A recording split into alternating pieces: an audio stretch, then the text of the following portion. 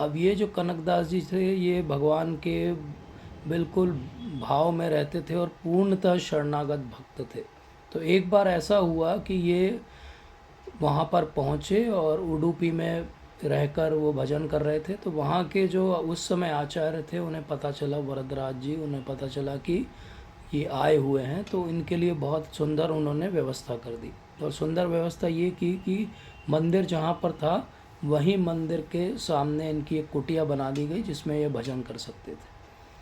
अब उस समय का जो माहौल था वो ऐसा था कि ये जो ऊंची जाति के लोग हैं वही मंदिर में अंदर जाकर दर्शन करते थे, और ये जो कनकदास जी थे ये सो कॉल्ड लो कास्ट को बिलोंग करते थे। तो ये भगवान के बहुत अच्छे भक्त थे, बहुत सुंदर ये भगवान के लिए स्तुतियाँ लिखते थे, आज भी वो गाई जाती हैं। लेकिन वहाँ के जो पुजारी और पंडित थे, ब्राह्मण थे, उन्होंने इनको अंदर जाके भगवान के दर्शन करना अलाउ नहीं किया। जब इनको दर्शन अलाउ नहीं किया तो ये बाहरी हट में बैठ के जो है अपने भजन किया करते थे और भगवान को पुकारा करते थे। एक बार इनके मन में बहुत लालसा हुई कि कृष्ण कैसे दिखते हैं, उनके श्री विग्रह कैसे दिखते हैं, एक बार मैं दर्शन करके आता हूँ। तो जैसे ही इन्होंने प्रयास किया कि मंदिर में ये अंदर जाएं, तो वहाँ पे जो पहरेदार खड़े थे उन्होंने इन्हें पकड़ लिया और इनको पकड़ के बहुत इनको जो है वो मारा गया। और उसके बाद में मंदिर के पीछे वाली दीवार के पीछे की साइड इनको जंजीरों से बांध दिया गया। अब ये सब बातें वहाँ के जो मेन आचार्य थे उन्हें नहीं पता थी, उनकी अनभिज्ञता में ये सब हुआ था। लेकिन जब ये सब हो गया तो ये बहुत ही आ, भाव विहल हो गए, और शरणागत तो पहले ही से थे भगवान के, तो इन्होंने एक रचना की, एक पद की रचना की। और उस पद को अगर हम समझें हिंदी में तो वो ये है कि हे भगवान, आप मुझे इतना कष्ट दे रहे हैं, कोई बात नहीं, लेकिन क्या कभी मैं आपके दर्शन कर पाऊँगा, क्या मैं कभी आपको देख पाऊँगा। और जैसे ही उन्होंने वहाँ जंजीर में बंधे हुए ये पद को गाना आरंभ किया तो एकदम से ये पीछे की तरफ थे, मंदिर की पीछे वाली दीवार। नॉर्मली भारत में जो मंदिर बनाए जाते हैं तो जो डीटीज़ का फेस होता है वो ईस्ट फेसिंग होता है, मतलब मूर्ति या श्री विग्रह हमेशा ईस्ट की तरफ फेस करके स्थापित किए जाते हैं। तो वहाँ पर भी ईस्ट की तरफ फेस करके है। अब अगर मंदिर ईस्ट फेसिंग है तो एंट्री भी जो है वो इसी प्रकार से होगी। लेकिन ये पीछे की दीवार के पीछे बंधे हुए हैं एक पेड़ से, जंजीर से। और भगवान इनका जो वो गायन है उसको सुन के इतने भाव विहल हो जाते हैं कि पीछे की जो दीवार है उसके अंदर क्रैक आ जाता है, एक बहुत तेज़ी की आवाज़ होती है, इनकी सारी जंजीरें टूट जाती हैं। और भगवान का जो श्री विग्रह है वो ईस्ट फेसिंग से घूम के वेस्ट फेसिंग हो जाता है, और उस जो दरार बनी थी उस दरार में से भगवान इन्हें अपने दर्शन दे देते हैं कि मैं ऐसा दिखता हूँ श्री विग्रह के रूप में, और ये दर्शन पाकर बहुत धन्य हो जाते हैं। इतने में ये सब बात जो है वहाँ के जो मेन आचार्य हैं उन्हें पता चलती है, तो वो भागे भागे आते हैं। तो लोग कहते हैं अरे वापस से हम मूर्ति को सीधा कर देते हैं, ये जो छिद्र है इसको बंद कर देते हैं, नहीं तो ये तो अजीब सा हो जाएगा, वेस्ट फेसिंग डीटीज़ होती हैं क्या कभी। लेकिन वो जो आचार्य थे उन्होंने कहा कि नहीं, ये जगह ऐसी ही रहेगी, इसको अब सोने से मढ़वा दिया गया है। और वहाँ पे वो झिर्री अभी भी आप देख सकते हैं, विंडो अभी भी देख सकते हैं, उसको विंडो जैसा बना दिया गया है सोने से मढ़ा के, और उसी तरफ भगवान का जो विग्रह है वो फेस कर रहा है आज भी। क्योंकि इन्हें पता था कि अगर एक बार भगवान ने अपना फेस टर्न कर लिया है वेस्ट की तरफ तो वो वेस्ट की तरफ ही रहेंगे, अब वो अपना फेस वापस सीधा टर्न नहीं करेंगे। तो ये एक भक्त के जो भाव रहते हैं भगवान इस प्रकार से रेसिप्रोकेट करते हैं। एक भक्त जो भक्ति में इस स्तर पे होता है कि वो अपना सब कुछ भगवान को दे देता है, तो भगवान उसके लिए अपना डायरेक्शन भी चेंज कर देते हैं, अपनी वास्तु भी चेंज कर देते हैं, वो स्थान भी बना देते हैं कि अगर आपको अंदर नहीं आने दिया जा रहा है तो मैं एक स्थान बना दूंगा जहाँ से आप मेरे दर्शन कर सको। जिस प्रकार हम देखते हैं कि जगन्नाथ जी के यहाँ सबको जाना अलाउड नहीं है, तो जगन्नाथ जी स्वयं बाहर आते हैं रथ यात्रा के दिन कि चलो जो मेरे साथ अंदर संपर्क नहीं कर पा रहे हैं उनके लिए मैं खुद बाहर आऊँगा और उन सबसे संपर्क करूँगा। तो ये होता है सरेंडर। अगर भक्त का सरेंडर इस स्तर का हो तो भगवान इस प्रकार से रेसिप्रोकेट करते हैं।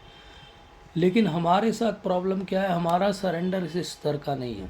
हम नॉर्मली किन चीज़ों के ऊपर जो है शरणागत हैं और किन चीज़ों में हमारा मन लगता है, वो तो सब भौतिकतावादी चीज़ें। उन भौतिकतावादी चीज़ों में हमारा मन बहुत रमता है और हमें लगता है कि यही तरीका है जीवन जीने का और इसी प्रकार से जीवन हमको जीना चाहिए।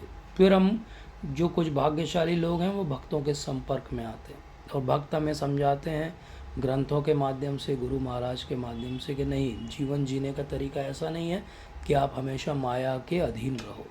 तो फिर वो समझाते हैं कि भगवान भगवद गीता में कहते हैं कि देवी ऐसी गुणमयी मम माया दुरत्या। बोले भगवान की माया तो दुरत्या है, उससे पार नहीं पा सकते, लेकिन मामे वे प्रपद्यन्ते माया मेताम तरंती थे। लेकिन जो मुझे शरणागत हो जाता है वो इस माया से पार पा सकता है। तो माया से पार पाने का तरीका क्या है? मामे ए प्रपद्यन्ते। ये लाइन जिसने नहीं समझी है भगवद गीता की, उसको क्या लगेगा? उसको लगेगा कि अच्छा, अब भक्ति करना मतलब, वैदिक भक्ति करना मतलब स्ट्रगल करना है, माया के खिलाफ एक युद्ध का ऐलान कर देना है और जीवन भर जो है स्ट्रगल करना है। तो हम क्या कर रहे थे? पहले हम यहाँ पर संसार में सुखी रहने के लिए स्ट्रगल कर रहे थे, अब हम इस संसार से बाहर निकलने के लिए स्ट्रगल करने लगते हैं, लेकिन उस स्ट्रगल से कुछ नहीं होगा। सार क्या है?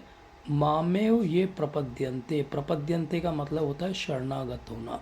जो शरणागत हो जाता है वो ही यहाँ से बाहर निकल पाएगा। माया मेताम तरंती ते। जो शरणागत नहीं होगा वो यहाँ से बाहर नहीं निकल सकता। तो इसीलिए फिर शरणागत होने के लिए कुछ लोग आतुर होते हैं, और वो लोग कौन होते हैं? उनको भी भगवान समझाते हैं। वो कहते हैं कि चतुर्विधा भजन्ते माम जना सुकृतो नो अर्जुना। जो सुकृत लोग हैं वही भगवान की तरफ प्रपद्यन्ते करते हैं। और ये सुकृत लोग कौन कौन से होते हैं? आर्तो, जिज्ञासु, अर्थार्थी और ज्ञानी। 4 प्रकार के लोग हैं जो भगवान की तरफ मुख करने का प्रयास करना आरंभ करते हैं। जब ये 4 प्रकार के लोग भगवान की तरफ मुख करने का प्रयास करते हैं तो फिर क्या होता है? फिर होता है बहुनाम जन्मनाम अन्ते ज्ञानवान माम प्रपद्यन्ते वासुदेवम सर्वमिति स महात्मा सुदुर्लभ। तो अब बहुनाम जन्मनाम अन्ते, बहुत सारे जन्म फिर ये सुकृतिनों लोग लेते रहते हैं, एक के बाद एक, एक के बाद एक, बहुत सारे जन्म लेते हैं।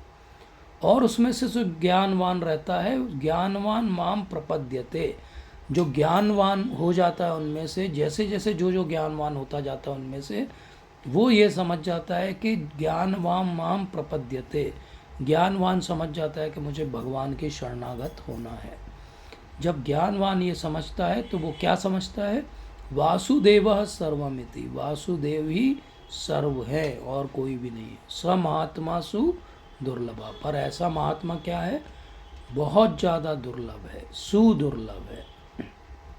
क्यों? क्योंकि ऐसे महात्मा क्यों दुर्लभ हैं, इसको भगवान 15 चैप्टर में समझाते हैं। अभी तक हम जो श्लोक बात कर रहे थे ये भगवत गीता के 7वें अध्याय के श्लोक हैं, जिनमें हमने समझा कि माया से पार पाना कठिन है, लेकिन भगवान के जो शरणागत हो जाए तो माया से पार पाया जा सकता है। लेकिन माया से पार पाने के लिए कई सारे जन्म हमें लेने पड़ते हैं, और वो जन्म लेते लेते एक समय आता है जब हम ये मान लेते हैं और फैक्चुअली समझ जाते हैं कि वासुदेव सर्वमिति, स महात्मा सुदुर्लभ। लेकिन ऐसा महात्मा बहुत दुर्लभ क्यों है?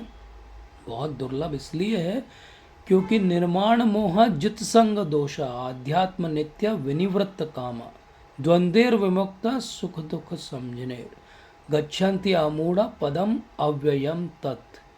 तो निर्माण मोह जित संग दोषा, ये जो मोह है हमारा, जो संग है हमारा, ये हमारा अच्छा नहीं रहता, इसलिए बहुत सुदुर्लभ लोग ही भगवान के बारे में जान पाते हैं, सुदुर्लभ लोग ही भगवान को सरेंडर कर पाते हैं। और ऐसे जो सुदुर्लभ लोग जब भगवान को सरेंडर करते हैं तो वो क्या करते हैं, कैसे वो सरेंडर करते हैं, कैसे प्रपद्यन्ते करते हैं, कैसे आत्मनिवेदनम करते हैं, उसको भी भगवान भगवत गीता में समझाते हैं।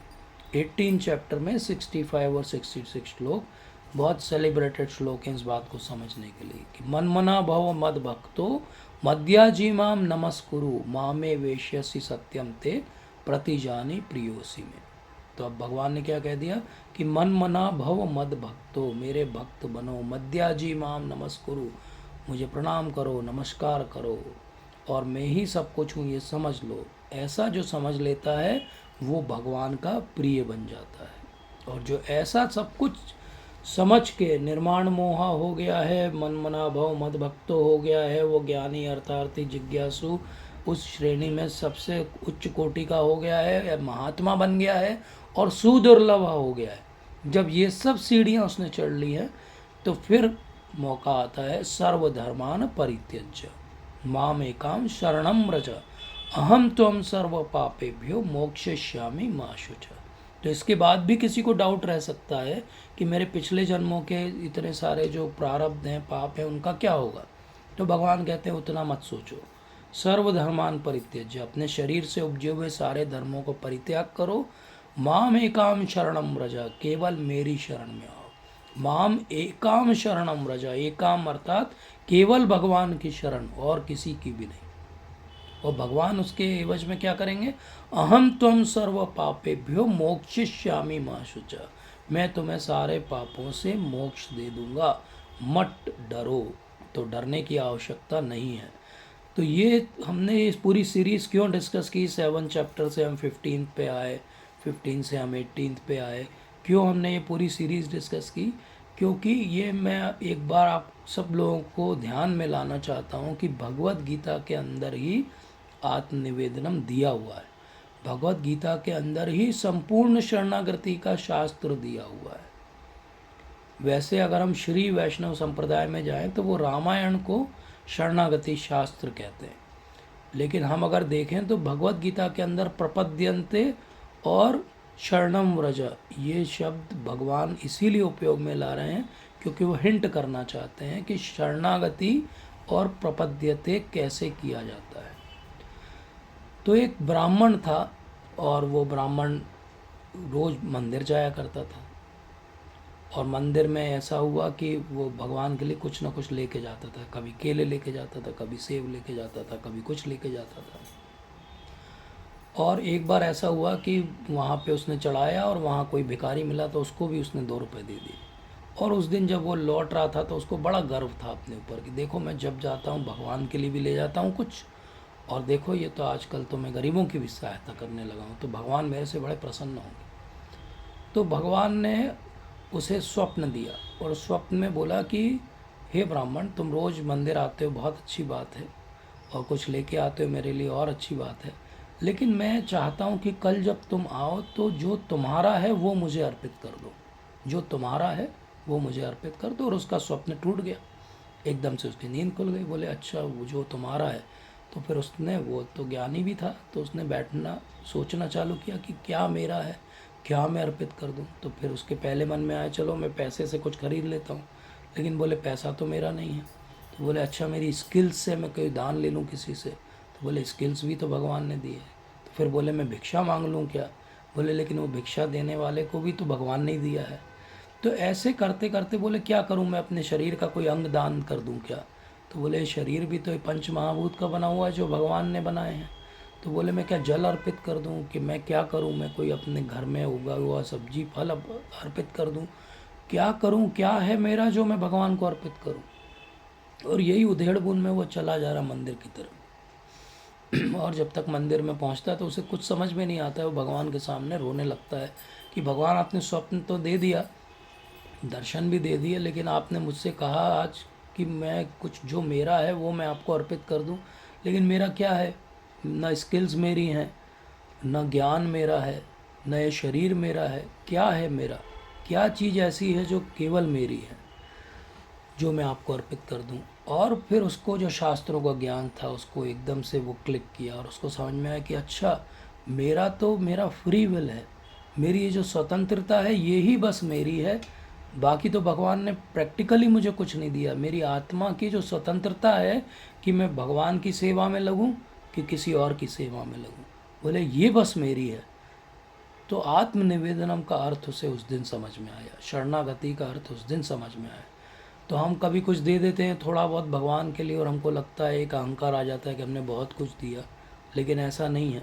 एक्चुअली आत्मनिवेदनम का अर्थ है अलग अलग स्तर पे अलग अलग भक्तों के लिए अलग अलग अर्थ होगा। क्योंकि अगर हम चैतन्य चरितामृत पढ़ें मध्य लीला, तो 24वें चैप्टर में आप सब देख सकते हैं, बहुत विस्तार से आत्मा शब्द के अलग अलग अर्थ बताए गए। स्वयं श्रीमन चैतन्य महाप्रभु बताते हैं कि आत्मा शब्द के 7 मेन अर्थ होते हैं।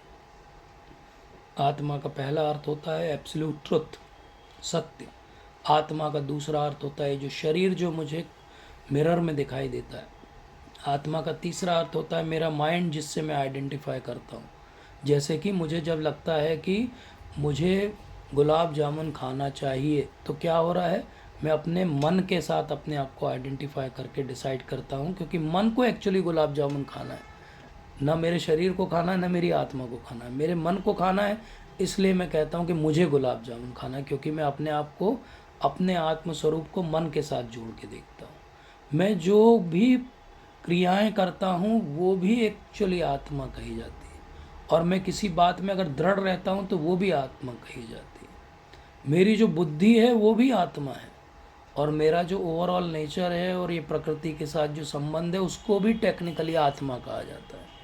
तो आत्मनिवेदनम अगर हम शरीर के स्तर पे देखेंगे तो शरीर के द्वारा भगवान की सेवा करना आत्मनिवेदनम है। जैसे भगवान के श्री विग्रह के सामने दंडवत अर्पित करना क्या है, एक्सटर्नल रूप से अपने शरीर को भगवान के सामने अर्पित कर देना।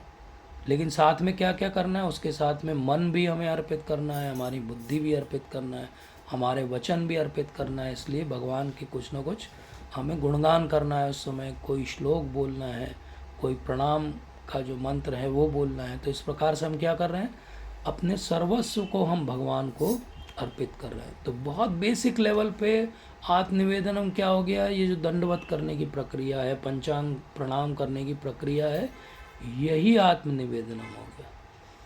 लेकिन इसके बड़े स्तर पे और गहरे स्तर पे क्या इसका मीनिंग हुआ कि मैं अपने मन को पूरी तरीके से भगवान में अर्पित कर दूं, वो मेरे लिए आत्मनिवेदनम हो गया। मैं अपनी बुद्धि को भगवान की सेवा में लगा दूं, वो भी आत्मनिवेदनम हो गया। और उससे भी बड़े स्तर पे मैं जब अपने अहंकार को चकनाचूर कर दूं, और ये जो डिस्टिंक्शन मैं हमेशा करता हूँ कि वो भगवान हैं, वो अलग हैं, ये भक्त हैं, ये अलग हैं, और मैं एक अलग आइडेंटिटी हूँ। मैं जब इस बात को अच्छे से समझ लूँ कि मेरी तो एक ही आइडेंटिटी, वो है भगवान की सेवक बन के उनकी सेवा करना, तो ये मैंने अपने अहंकार को भी भगवान को समर्पित कर दिया।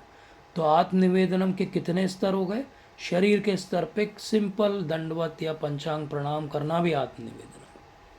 मन के और बुद्धि के स्तर पे मन और बुद्धि को भगवान की सेवा में लगाना आत्मनिवेदन है, और अपने मिथ्या अहंकार को त्यागना, ये और सेवा के द्वारा उसको भगवान के लिए अर्पित कर देना, और एक अपने अंदर आइडेंटिटी लाना कि मैं भगवान का सेवक हूँ, ये भी आत्मनिवेदन है। तो इस प्रकार से आत्मनिवेदनम नवधा भक्ति की पूरी पराकाष्ठा है। हम पिछले 9 सत्रों से एक ही श्लोक को डिस्कस कर रहे हैं, मतलब ऑलमोस्ट 2 महीने से ज़्यादा हमें हो चुके हैं, और हम एक ही श्लोक को ही डिस्कस कर रहे हैं। और श्लोक कौन सा है, वो भी श्लोक के पहली 2 लाइन है बस। श्रवणम कीर्तनम विष्णु स्मरणम पाद सेवनम अर्चनम वंदनम दास्यम साख्यम आत्मनिवेदनम।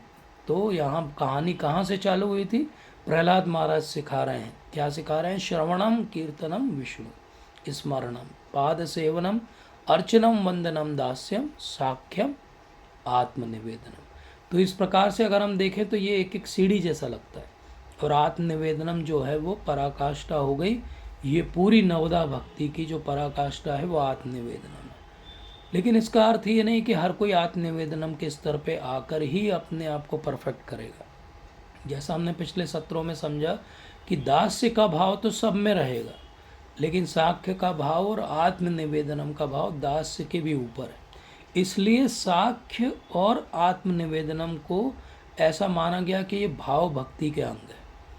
और श्रवणम कीर्तनम विष्णु स्मरणम पाद सेवनम अर्चनम वंदनम, यहाँ तक की बात को वैदिक भक्ति माना गया, अर्थात जो हम कर रहे हैं।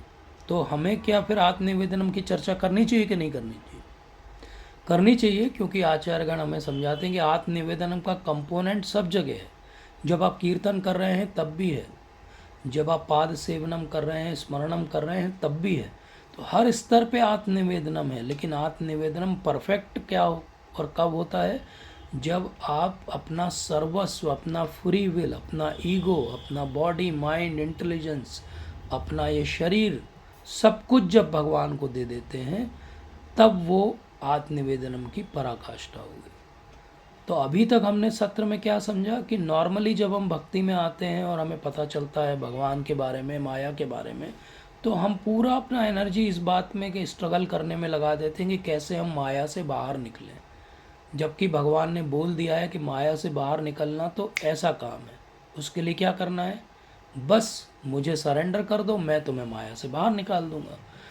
तो ये सरेंडर हम कैसे सीखते हैं, ये हम नवदा भक्ति के माध्यम से सीखते हैं। और सरेंडर की जो अल्टीमेट परफेक्ट स्टेज है उसको कहते हैं आत्मनिवेदनम। लेकिन हम भी अपने स्तर पे आत्मनिवेदनम सीख सकते हैं, जैसे कि दंडवत करना एक आत्मनिवेदनम का हिस्सा हो गया। श्रील प्रभुपाद 2 बार अपने अलग अलग पर्पल्स जो बहुत दूर दूर हैं भागवतम के अंदर, लेकिन एक ही एग्जाम्पल देते हैं, बड़ा परफेक्ट एग्जाम्पल देते हैं। वो बोलते हैं कि ये आत्मनिवेदनम वाला व्यक्ति कैसा होता है। बोले आत्मनिवेदनम वाला व्यक्ति ऐसा होता है जैसे कोई गाय को जब कोई किसान खरीद के ले आता है, तो गाय या जो गोवंश है वो ये चिंता नहीं करता है कि अब मेरे भोजन का क्या होगा।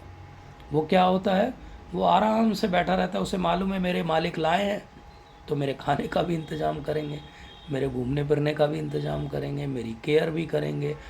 अब आपने कभी भी किसी गाय को इस एंजाइटी में नहीं देखा होगा, इस डिप्रेशन में नहीं देखा होगा कि वो किसी साइकेट्रिस्ट के पास जाके बोले कि I M in too much tension कि मुझे कल सुबह ब्रेकफास्ट में क्या मिलेगा। क्यों नहीं है उसको ये एंजाइटी, टेंशन, स्ट्रेस। हमारे बहुत सारे मित्र होंगे समाज में जिनके पास सब कुछ भरा हुआ है, शायद वो जीवन काल में उसका भोग भी ना कर पाए, लेकिन तब भी उनको ये एंजाइटी हमेशा रहती कि हमारा मेंटेनेंस कौन करेगा। तो शरणागति आत्मनिवेदनम का बेस्ट एग्जाम्पल प्रभुपाद कहते हैं कि वो जो पेट काऊ है, जो डोमेस्टिकेटेड एनिमल है, वो है, बोले उसको कोई टेंशन नहीं रहता। आज के ज़माने में शायद गाय से लोग इतना कोरिलेट ना कर पाएँ, तो मैं प्रभुपाद के एग्जाम को थोड़ा सा ट्वीक करके बता दूं कि जैसे मान लो कोई डॉग आप पाल लो, कोई कैट पाल लो, तो उसको कभी टेंशन नहीं रहता, उसको मालूम है मालिक हमारे खाने पीने का इंतज़ाम करेगा ही करेगा, क्योंकि उसने हमें पाला है। अगर वो बाहर भी जा रहा होगा तो वो सब कुछ इंतज़ाम करके जाएगा कि हमारे खाने पीने में कोई कमी ना हो। तो आत्मनिवेदनम के इस परपर्ट में जहाँ पे प्रभुपाद 7th कैंटो के 5th चैप्टर में लिखते हैं, तो वहाँ पर वो बोलते हैं कि आत्मनिवेदनम के 3 बहुत अच्छे उदाहरण हैं। और वो 3 उदाहरण क्या देते हैं, पहला उदाहरण देते हैं बली महाराज का, दूसरा उदाहरण देते हैं अम्बरीश महाराज का। सोचिए दोनों महाराज हैं, दोनों राजा लोग हैं, और उनका उदाहरण देते हैं भगवान आत्मनिवेदन में श्रील प्रभुपाद। और तीसरा उदाहरण देते हैं वो बड़े सरप्राइजिंगली रुक्मणी देवी का, जब वो द्वारका में है। तो रुक्मणी देवी जब द्वारका में है तो वो भी पूरी तरीके से भगवान के लिए समर्पित हैं। और फिर उसके बाद जीव गोस्वामी को अगर आप पढ़ें तो आपको समझ में आता है कि ये 3 जो एग्जाम्पल प्रभुपाद ने दिए, इन 3 एग्जाम्पल में भी उन्होंने डिस्टिंक्शन किया। उन्होंने कहा कि जो बली महाराज हैं, बली महाराज का आत्मनिवेदनम जो है वो थोड़ा सा फिजिकल लेवल पे ज़्यादा है और भाव के स्तर पे कम है, क्योंकि बली महाराज ने तो जब वो वामन देव के रूप में भगवान सामने आते हैं तो उनको कहते हैं हाँ हाँ मांगो मांगो क्या मांगते हो, और जब वो कहते हैं मैं 3 पग भूमि मांग रहा हूँ आपसे, तो बली महाराज अहंकार में आके कहते हैं कि अरे तुम्हें ये भी नहीं पता कि किससे क्या मांगना चाहिए, मैं सारे पूरे स्वर्ग तक को जीत कर आया हुआ हूँ, इतना बड़ा यज्ञ कर रहा हूँ, आप 3 पग भूमि मांग रहे हो मेरे से। और भगवान उस 3 पग भूमि में 2 पग में सब कुछ नाप देते हैं और बली महाराज को कहते हैं अब बताओ तीसरा पग मैं कहाँ रखूँ। तो बली महाराज झुक जाते हैं और कहते हैं कि मेरे सिर पे रख दीजिए भगवान, और वो नागपाश में बंध जाते हैं। तो ये बली महाराज का आत्मनिवेदनम है। ये कितना रिवर्सल है उनकी लाइफ में, कभी आप बैठ के सोचिएगा कि 1 सेकंड पहले वो व्यक्ति इतने बड़े साम्राज्य का मालिक था, पूरी धरती का भी और ऊपर स्वर्ग लोक तक के सारे लोगों का भी, और 1 सेकंड में देखते ही देखते वो सब कुछ उससे छिन जाता है। लोगों के 1-2 हज़ार रुपये कहीं खो जाते हैं, कभी पर्स छूट जाता है, कभी बैग छूट जाता है, तो वो महीनों जीवन भर विचलित रहते हैं उस बात को लेके, कहाँ रख दिया मैंने, कहाँ चला गया पैसा। कभी अगर ई ट्रांजैक्शन में इधर उधर हो जाए पैसा और जब तक वापस नहीं आता तो लोगों को नींद नहीं आती है। और यहाँ बलि महाराज हैं जिन्होंने सब कुछ देखते देखते भगवान को दे दिया। वो भी तब जब शुक्राचार्य कह रहे हैं कि भाई तुम क्या कर रहे हो, ये मैं तुम्हारा गुरु हूँ, मैं कह रहा हूँ मत करो, ये छल कर रहा है तुम्हारे साथ, ये विष्णु है। बलि महाराज कहते हैं कोई बात नहीं, अब तो मैं अपना वचन पूरा करूँगा, मैं वचन दे चुका हूँ। तो ऐसे हैं बलि महाराज, इसको कहते हैं आत्मनिवेदन। उन्होंने कभी ये क्वेश्चन नहीं किया बलि महाराज ने भगवान से कि अरे भगवान ये क्या है, अब बलि महाराज चीटिंग कर दिया भगवान आपने तो मेरे साथ, कभी उन्होंने ऐसा नहीं किया। ऐसे ही अपन अगर अगले एग्जाम्पल की तरफ जाएं तो वो है अम्बरीश महाराज। अम्बरीश महाराज का दुर्वासा मुनि के साथ कुछ हो गया, और कुछ हो गया तो उनके पीछे, दुर्वासा मुनि के पीछे सुदर्शन चक्र लग गया। लेकिन अम्बरीश महाराज का जहाँ डिस्क्रिप्शन आता है कि क्यों भगवान का सुदर्शन चक्र आया, उनकी सेवा करने के लिए, क्योंकि वो सुदर्शन चक्र तो वहीं खड़ा रहता था, ऐसा डिस्क्रिप्शन लिखा हुआ। क्यों वहीं खड़ा रहता था अम्बरीश महाराज के लिए? क्योंकि अम्बरीश महाराज का ये भाव था जिसको प्रभुपाद, उनको बहुत प्रिय है ये श्लोक, बार बार प्रभुपाद इस श्लोक को कहते हैं कि सवे मना कृष्ण पदार विंदयो वांचांसी वैकुंठ गुणानुवर्णने। बोले सब कुछ उन्होंने कृष्ण के चरण में अर्पित कर दिया था। वो अपनी पूरी बॉडी का उपयोग केवल भगवान की सेवा करने के लिए करते थे। तो बोले वो कर से, हाथों से क्या करते थे? बोले मंदिर का मार्जन करते थे। सुनते क्या थे? बोले भगवान की कथा सुनते थे। पैरों का क्या करते थे? बोले भगवान के मंदिर जाने के लिए उपयोग करते थे। बोले आँखों का क्या उपयोग करते थे? भगवान के दर्शन करते थे। स्पर्श से क्या करते थे? बोले भगवान की सेवा करते थे। यहाँ नाक से क्या सूंघते थे? बोले जो भगवान को अर्पित सुंदर वस्तु हैं उनकी जो बहुत सुंदर सुगंध आती थी उसको करते थे। और बोले जीभ से क्या करते थे? जो भगवान को अर्पित भोजन है, प्रसाद है, उसको पाते थे। तो इस प्रकार से बोले सिर का क्या करते थे? सिर से बोले वो हमेशा भगवान के सामने झुकते थे। और इच्छा क्या करते थे? बोले इच्छा एक ही करते थे कि हे भगवान मेरी आप में रति लगी रहे, मेरी आप में जो है लगन लगी रहे। तो ऐसे हैं अम्बरीश महाराज, इसलिए उनकी सेवा के लिए सुदर्शन चक्र आ जाता है और दुर्वासा मुनि को भी रुकना पड़ता है। इसी प्रकार से तीसरा उदाहरण प्रभुपाद कहते हैं रुक्मिणी देवी उदाहरण है, जब वो द्वारका में। अब रुक्मिणी देवी द्वारका कैसे पहुंचती है वो कथा हम कभी विस्तार से लेंगे, बहुत सारे उसमें लेसन्स हैं। लेकिन जब वो, उन्होंने कभी भगवान श्री कृष्ण का दर्शन नहीं किया है, केवल ब्राह्मणों से सुनने से उनके मन में लालसा आ जाती है कि मेरे अगर पति के रूप में किसी का वर्ण मैं करूँगी तो वो भगवान श्री कृष्ण का करूँगी। और वो एक ब्राह्मण को एक लेटर भेजती हैं सीक्रेटली कि जाइए आप, और भगवान श्री कृष्ण आराम से अपने सभागृह में बैठे हैं, तब वो लेटर आता है। और वहाँ उस समय बलदाऊ जी भी बैठे हैं, तो बोलते क्या लेटर है? तो वो पहले जो ब्राह्मण आते हैं वो बहुत विस्तार से भागवतम में 10th कैंटो में डिस्क्रिप्शन है कि कैसे भगवान पहले उनकी सेवा करते हैं, उनको सेटिस्फाई करते हैं। जब उनकी पूरी सेवा हो जाती है, उनका पूरा भोजन सब हो जाता है, तब उनसे वो पूछते हैं भगवान श्री कृष्ण कि आप क्या लेटर लेकर आए। और फिर वो लेटर को सुनाते हैं, और वो लेटर सुनते ही जो है सबका एकदम से तैयारी चालू हो जाती है, और भगवान जाकर उनका हरण कर लेते हैं, ले आते हैं।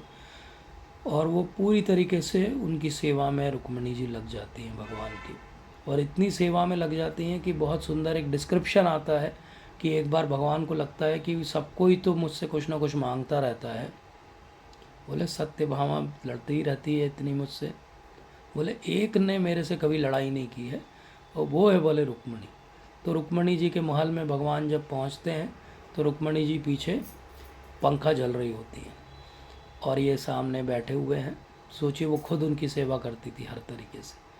तो जब वो इस तरह से सेवा कर रही हैं तो भगवान कृष्ण को सूझता है कि कुछ तो किया जाए कि ये क्रोधित हो जाए, एक बार तो जीवन में मेरे पे क्रोधित हो। तो वो कहते हैं कि देखो मुझे लगता है कि तुमने वो लेटर लिख के बड़ी गलती की थी। बोले बहुत बड़ी गलती तुमसे हो गई, देखो अब तुमने लेटर लिखा, हम आ गए और तुम्हारा हरण कर लिया, किडनैप कर लिया, और हमने शादी कर ली तुमसे। बोले तुम्हारे लिए तो वो शिशुपाल ज़्यादा अच्छा वर है। बोले बोलो अगर अभी भी लेट नहीं हुआ है, अगर तुम्हें ऐसा लगता है कि उससे शादी करनी है तो हम वहाँ भिजवा देंगे तुम्हें, क्योंकि उसका बड़ा नाम हो रहा है आजकल। और बोले और भी राजा हैं इतने सारे जो तुमसे उत्सुक थे शादी करने के लिए।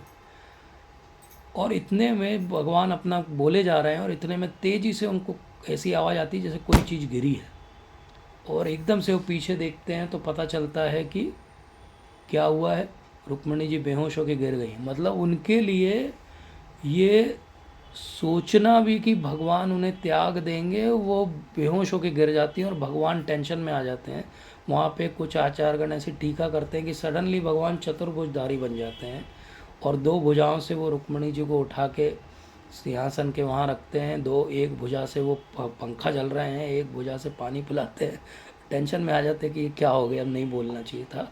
और वो एकदम से उठती हैं जब, तो वो पहली बात भगवान श्री कृष्ण से कहते हैं कि वो जो आप कह रहे थे वो सत्य तो नहीं है ना, आप मुझे त्यागने वाले तो नहीं हैं।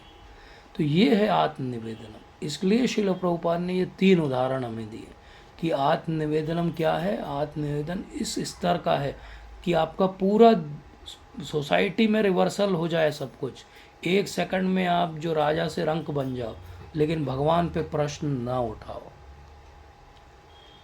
आपके जीवन में जितने भगवान ने अगर ऐश्वर्य दे दिए तो वो सारे ऐश्वर्यों से केवल भगवान की सेवा करो, तो वो आत्मनिवेदनम है। और अगर कभी ऐसा भाव भी आ जाए कि भगवान मुझे छोड़ के तो नहीं चले जाएंगे, और उसमें व्यक्ति विचलित हो जाए और ऐसा हो जाए कि क्या होगा अब मेरा, मैं प्राण छोड़ दूं क्या, वो आत्मनिवेदनम है। और ऐसा आत्मनिवेदनम या शरणागति केवल ऐसा नहीं है कि भगवान श्री कृष्ण के साथ इतने सारे जो हैं वो लीलाएं हैं। अगर हम देखें तो रामायण के अंदर, जिसको श्री संप्रदाय में शरणागति ग्रंथ ही कहा जाता है, वहाँ पे हम देखें तो हर कांड के अंदर जो है कहीं ना कहीं शरणागति का लेसन है। क्योंकि हम देखते हैं कि बाल कांड में क्या होता है, सारे जो देवता हैं वो शरणागति ले रहे हैं विष्णु की और कह रहे हैं कि हम बहुत ज़्यादा त्रस्त हैं रावण से, आपको ही आके कुछ करना पड़ेगा। तो ये भी शरणागति का उदाहरण है। अयोध्या कांड में हम देखते हैं कि भरत महाराज जो है रामचंद्र जी के चरणों में गिर जाते हैं, बोलते हैं आप वापस आ जाइए, मैं आपकी जगह वनवास के लिए चला जाऊंगा। लेकिन रामचंद्र जी मना कर देते हैं। तो भरत महाराज पादुकाएं लेकर आते हैं और वो पादुकाएं जो है 14 साल तक अयोध्या पर राज करती हैं और वो अयोध्या में एंटर भी नहीं करते। अरण्य कांड में हम देखते हैं कि सारे ऋषि मुनि जो हैं वो रामचंद्र जी का शरण लेते हैं कि यहाँ पे इतने सारे राक्षस हैं, आप इनसे हमें छुड़ाइए। और किष्किंधा कांड में हम देखते हैं कि सुग्रीव जो है वो रामचंद्र जी की शरण लेते हैं क्योंकि बाली ने उन्हें परेशान किया हुआ है। और सुंदर कांड में तो हम देखते ही हैं कि सीता माता कहती रावण से कि तुम देखो सुधर जाओ और रामचंद्र जी की शरण ले लो, अगर नहीं लोगे तो मेरे रामचंद्र अभी आएंगे और तुम्हें समाप्त कर देंगे और लंका को भी समाप्त कर देंगे। और युद्ध कांड में हम देखते हैं कैसे विभीषण जो है वो रामचंद्र जी की शरणागति लेते हैं। तो इस प्रकार से ये पूरी रामायण तो शरणागति का ही ग्रंथ है, आत्मनिवेदनम का ही ग्रंथ है। लेकिन इसमें भी इन सब के आत्मनिवेदनम में जो सबसे पराकाष्ठा है आत्मनिवेदनम की, वो आचार्यगण समझाते हैं रामायण में, वो हैं जटायु जी। जटायु जो हैं वो सबसे बड़े उदाहरण है आत्मनिवेदनम के रामायण के अंदर। और इसीलिए श्री संप्रदाय में जटायु के लिए कहा जाता है, ऐसे जटायु नहीं बोल सकते वहाँ पे आपको कोई डांट देगा। आपको क्या कहना पड़ेगा, श्रीमान जटायु, श्रीमान लगाना पड़ेगा। वो बहुत कम भक्तों के आगे श्रीमान लगाया जाता है श्री संप्रदाय में, और जटायु के आगे श्रीमान लगाया जाता है। क्यों? क्योंकि जटायु की कथा हम सबको पता है कि किस प्रकार से उन्होंने इतनी वृद्ध अवस्था में, वो चाहते तो एक्सक्यूज़ दे देते कि मैं तो बूढ़ा हो गया हूँ, रिटायर हो चुका हूँ और मेरे जुरिडिक्शन में नहीं आता किसी से लड़ना झगड़ना, और आजकल मैं पीसफुली बैठ के राम का नाम का जप करता हूँ, इसलिए मैं कुछ पॉलिटिक्स में नहीं पढ़ना चाहता हूँ। लेकिन जटायु ने ऐसा नहीं किया। जटायु को पता था कि वो जो लड़ाई लड़ रहे हैं वो हारने वाली लड़ाई है, उसमें अंत में उनकी मृत्यु होना निश्चित है क्योंकि सामने रावण है। लेकिन फिर भी एक पंख कटा तो ऐसा नहीं छोड़ दिया उन्होंने, एक पंख के सहारे भी अपना पूरा प्रयास करते रहे। प्रयास उन्होंने पूरा किया, प्रयास में विफल रहे या सफल रहे भगवान ये देखते ही नहीं है। जैसे कि हम देखें अर्जुन जो है अपने प्रयास में सफल रहे, वो भी भगवान के भक्त हैं। और जटायु टेक्निकली हम देखें तो अपने प्रयास में विफल रहे, लेकिन भगवान ने स्वयं अपने हाथों से उनकी अंतिम क्रिया की। वो सुख जो एक्चुअली दशरथ महाराज को भी नहीं मिला, वो जटायु को मिला रामचंद्र जी के हाथों। क्यों मिला? क्योंकि उन्होंने एक ऐसी सेवा की कि अपना पूरा, हमने देखा आत्मनिवेदन क्या है, शरीर, आत्मा, मन, बुद्धि, जो कुछ एबिलिटी हमको दी है भगवान ने, सब कुछ अर्पित कर देना उनकी सेवा में। और जटायु इस बात की पराकाष्ठा है कि उन्होंने अपना पूरा शरीर और जीवन अर्पित कर दिया। उनको पता था कि इसके बाद वो मृत्यु को प्राप्त होंगे, और भगवान ने उनको मुक्ति दे दी, अपने धाम में भेज दिया। तो इसलिए आत्मनिवेदनम बहुत गहरी बात है। तो हम कहाँ से चालू करें? बोले हम क्या जटायु जैसे बन जाएं? नहीं, हमारे लिए बहुत मुश्किल है ऐसा कुछ भी करना। हमको उनसे इंस्पिरेशन लेना है, उनकी कॉपी हम नहीं कर सकते। तो हम कैसे शरणागति आरंभ करेंगे? प्रैक्टिकली क्या करें? तो इसके लिए एक बहुत सुंदर श्लोक है जो हमें टिप्स देता है, और वो श्लोक क्या है? अनुकूल्यस्य संकल्पः प्रतिकूलस्य वर्जनम्। अनुकूल्यस्य संकल्प, हमारी भक्ति के लिए जो जो अनुकूल हो, रोज उस अनुकूल बात को लेते जाइए, अपने पास रखते जाइए, सहेजते जाइए, निखारते जाइए, बढ़ाते जाइए। प्रतिकूलस्य वर्जनम, हम सबको पता है हमारी भक्ति में क्या क्या मिस्टेक्स हम करते हैं, कहाँ कहाँ हमारी गलतियाँ होती हैं, हम सबको पता है, हम सब एजुकेटेड हैं। तो प्रतिकूलस्य वर्जनम, वो प्रतिकूल बातें कितनी दूर हम अपने से कर सकते हैं। हम सबकी अपनी अपनी प्रॉब्लम्स हैं, किसी का मन कहाँ अटका है, किसी का कहीं अटका है। तो वो प्रतिकूलस्य वर्जनम, वो प्रतिकूल बातों को छोड़ते जाना और अनुकूल बातों को लेते जाना, अनुकूल बात का संकल्प करना और प्रतिकूल बात को छोड़ते जाना, ये आत्मनिवेदनम की पहली पार्ट है। और फिर उसके बाद क्या आता है? रक्षसिति विश्वासो, हमारी रक्षा स्वयं भगवान करेंगे, ये विश्वास होना चाहिए। ये विश्वास जब होता है तो भय नहीं होता है, और जब भय नहीं होता है तो हम पूरी तरीके से अपने आप को सरेंडर कर पाते हैं। और जब हम पूरी तरीके से सरेंडर कर पाते हैं तो क्या होता है? आत्म निक्षेप हो जाता है, और एक विनम्रता का, दैन्यता का भाव आ जाता है। तो ये एक्चुअली वे है जिससे प्रैक्टिकली हम अपने आप को सरेंडर कर सकते हैं। तो ये प्रैक्टिकल वेज क्या क्या है? उन चीज़ों को एक्सेप्ट करना जो फेवरेबल है, उन चीज़ों को छोड़ देना जो अनफेवरेबल है। हमेशा ये विश्वास रखना कि भगवान हमारी रक्षा करेंगे, हमेशा भगवान को अपना स्वामी मान के उनकी सेवा में लगना, अपने हृदय से, मन से, बुद्धि से, अपने सारे स्किल्स से, अपनी सारी एबिलिटीज़ से और अपनी आत्मा और अपने फ्री विल से सरेंडर कर देना। और इसके बाद भी ये विनम्रता रखना कि ये सब शरणागति भी मैं इसलिए कर पा रहा हूँ क्योंकि भगवान की कृपा है। और जब ऐसा होता है तो शरणागति फलती है। जैसे हम देखते हैं कि सुखदेव गोस्वामी बहुत समय से तो बाहर ही नहीं आ रहे थे संसार में, क्योंकि विरक्त योगी थे। उन्हें लगता था बाहर आऊँगा तो माया मेरे ऊपर असर करेगी, और उसके बाद वो पैदा होते ही जंगल में चले जाते हैं।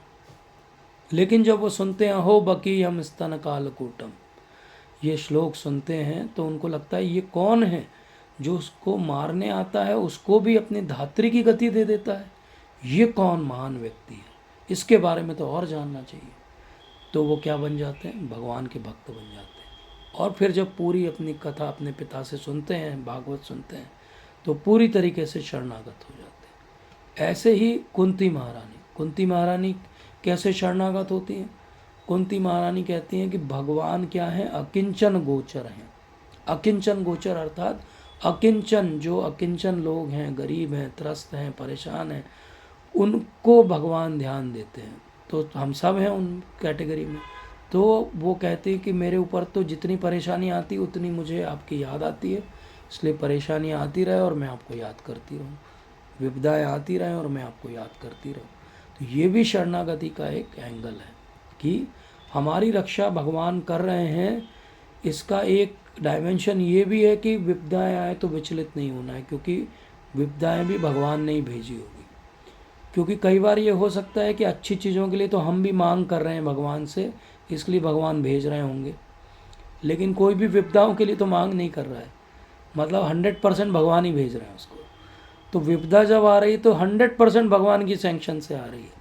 अच्छी चीज़ें आ रही तो हो सकता है थोड़ी बहुत हमारी भी उसमें इच्छा रही होगी और भगवान ने उसकी पूर्ति कर दी हमारे प्रारब्धों के हिसाब से। इसलिए जब विपदा आए तो कुंती महारानी को याद करना चाहिए और विपदाओं में याद रखना चाहिए कि एक्चुअली ये भगवान की 100% सैंक्शन से आ रही है। इसलिए सबसे अच्छा क्या है, सबसे अच्छा है कि इसी प्रकार से भक्ति की जाए। और हनुमान जी का जो समर्पण है, शरणागति, वो किस स्तर की है? अगर आप भागवतम पढ़ो 5th कैंटो का 19 चैप्टर, तो एक बहुत सुंदर श्लोक बोलते हैं वो हनुमान जी, और वो क्या कहते हैं कि न जन्म नूनम महतो न सौभागम। बोले ना तो हमारा जन्म बहुत बड़ा हुआ है, हम तो वानर कुल में जन्मे हैं, ना हम कोई बहुत महान लोग हैं, ना सौभागम, ना हमारा कोई सौभाग्य है। बोले ना बुद्धि है, ना नक्षत्र, मतलब ना हमारा कोई चेहरा बहुत सुंदर है। बोले कुछ भी नहीं है हमारा। बोले फिर भी भगवान ने मुझे लक्ष्मण अग्रज के नाम से संबोधित किया। लक्ष्मण अग्रज मतलब कि लक्ष्मण के बड़े भाई।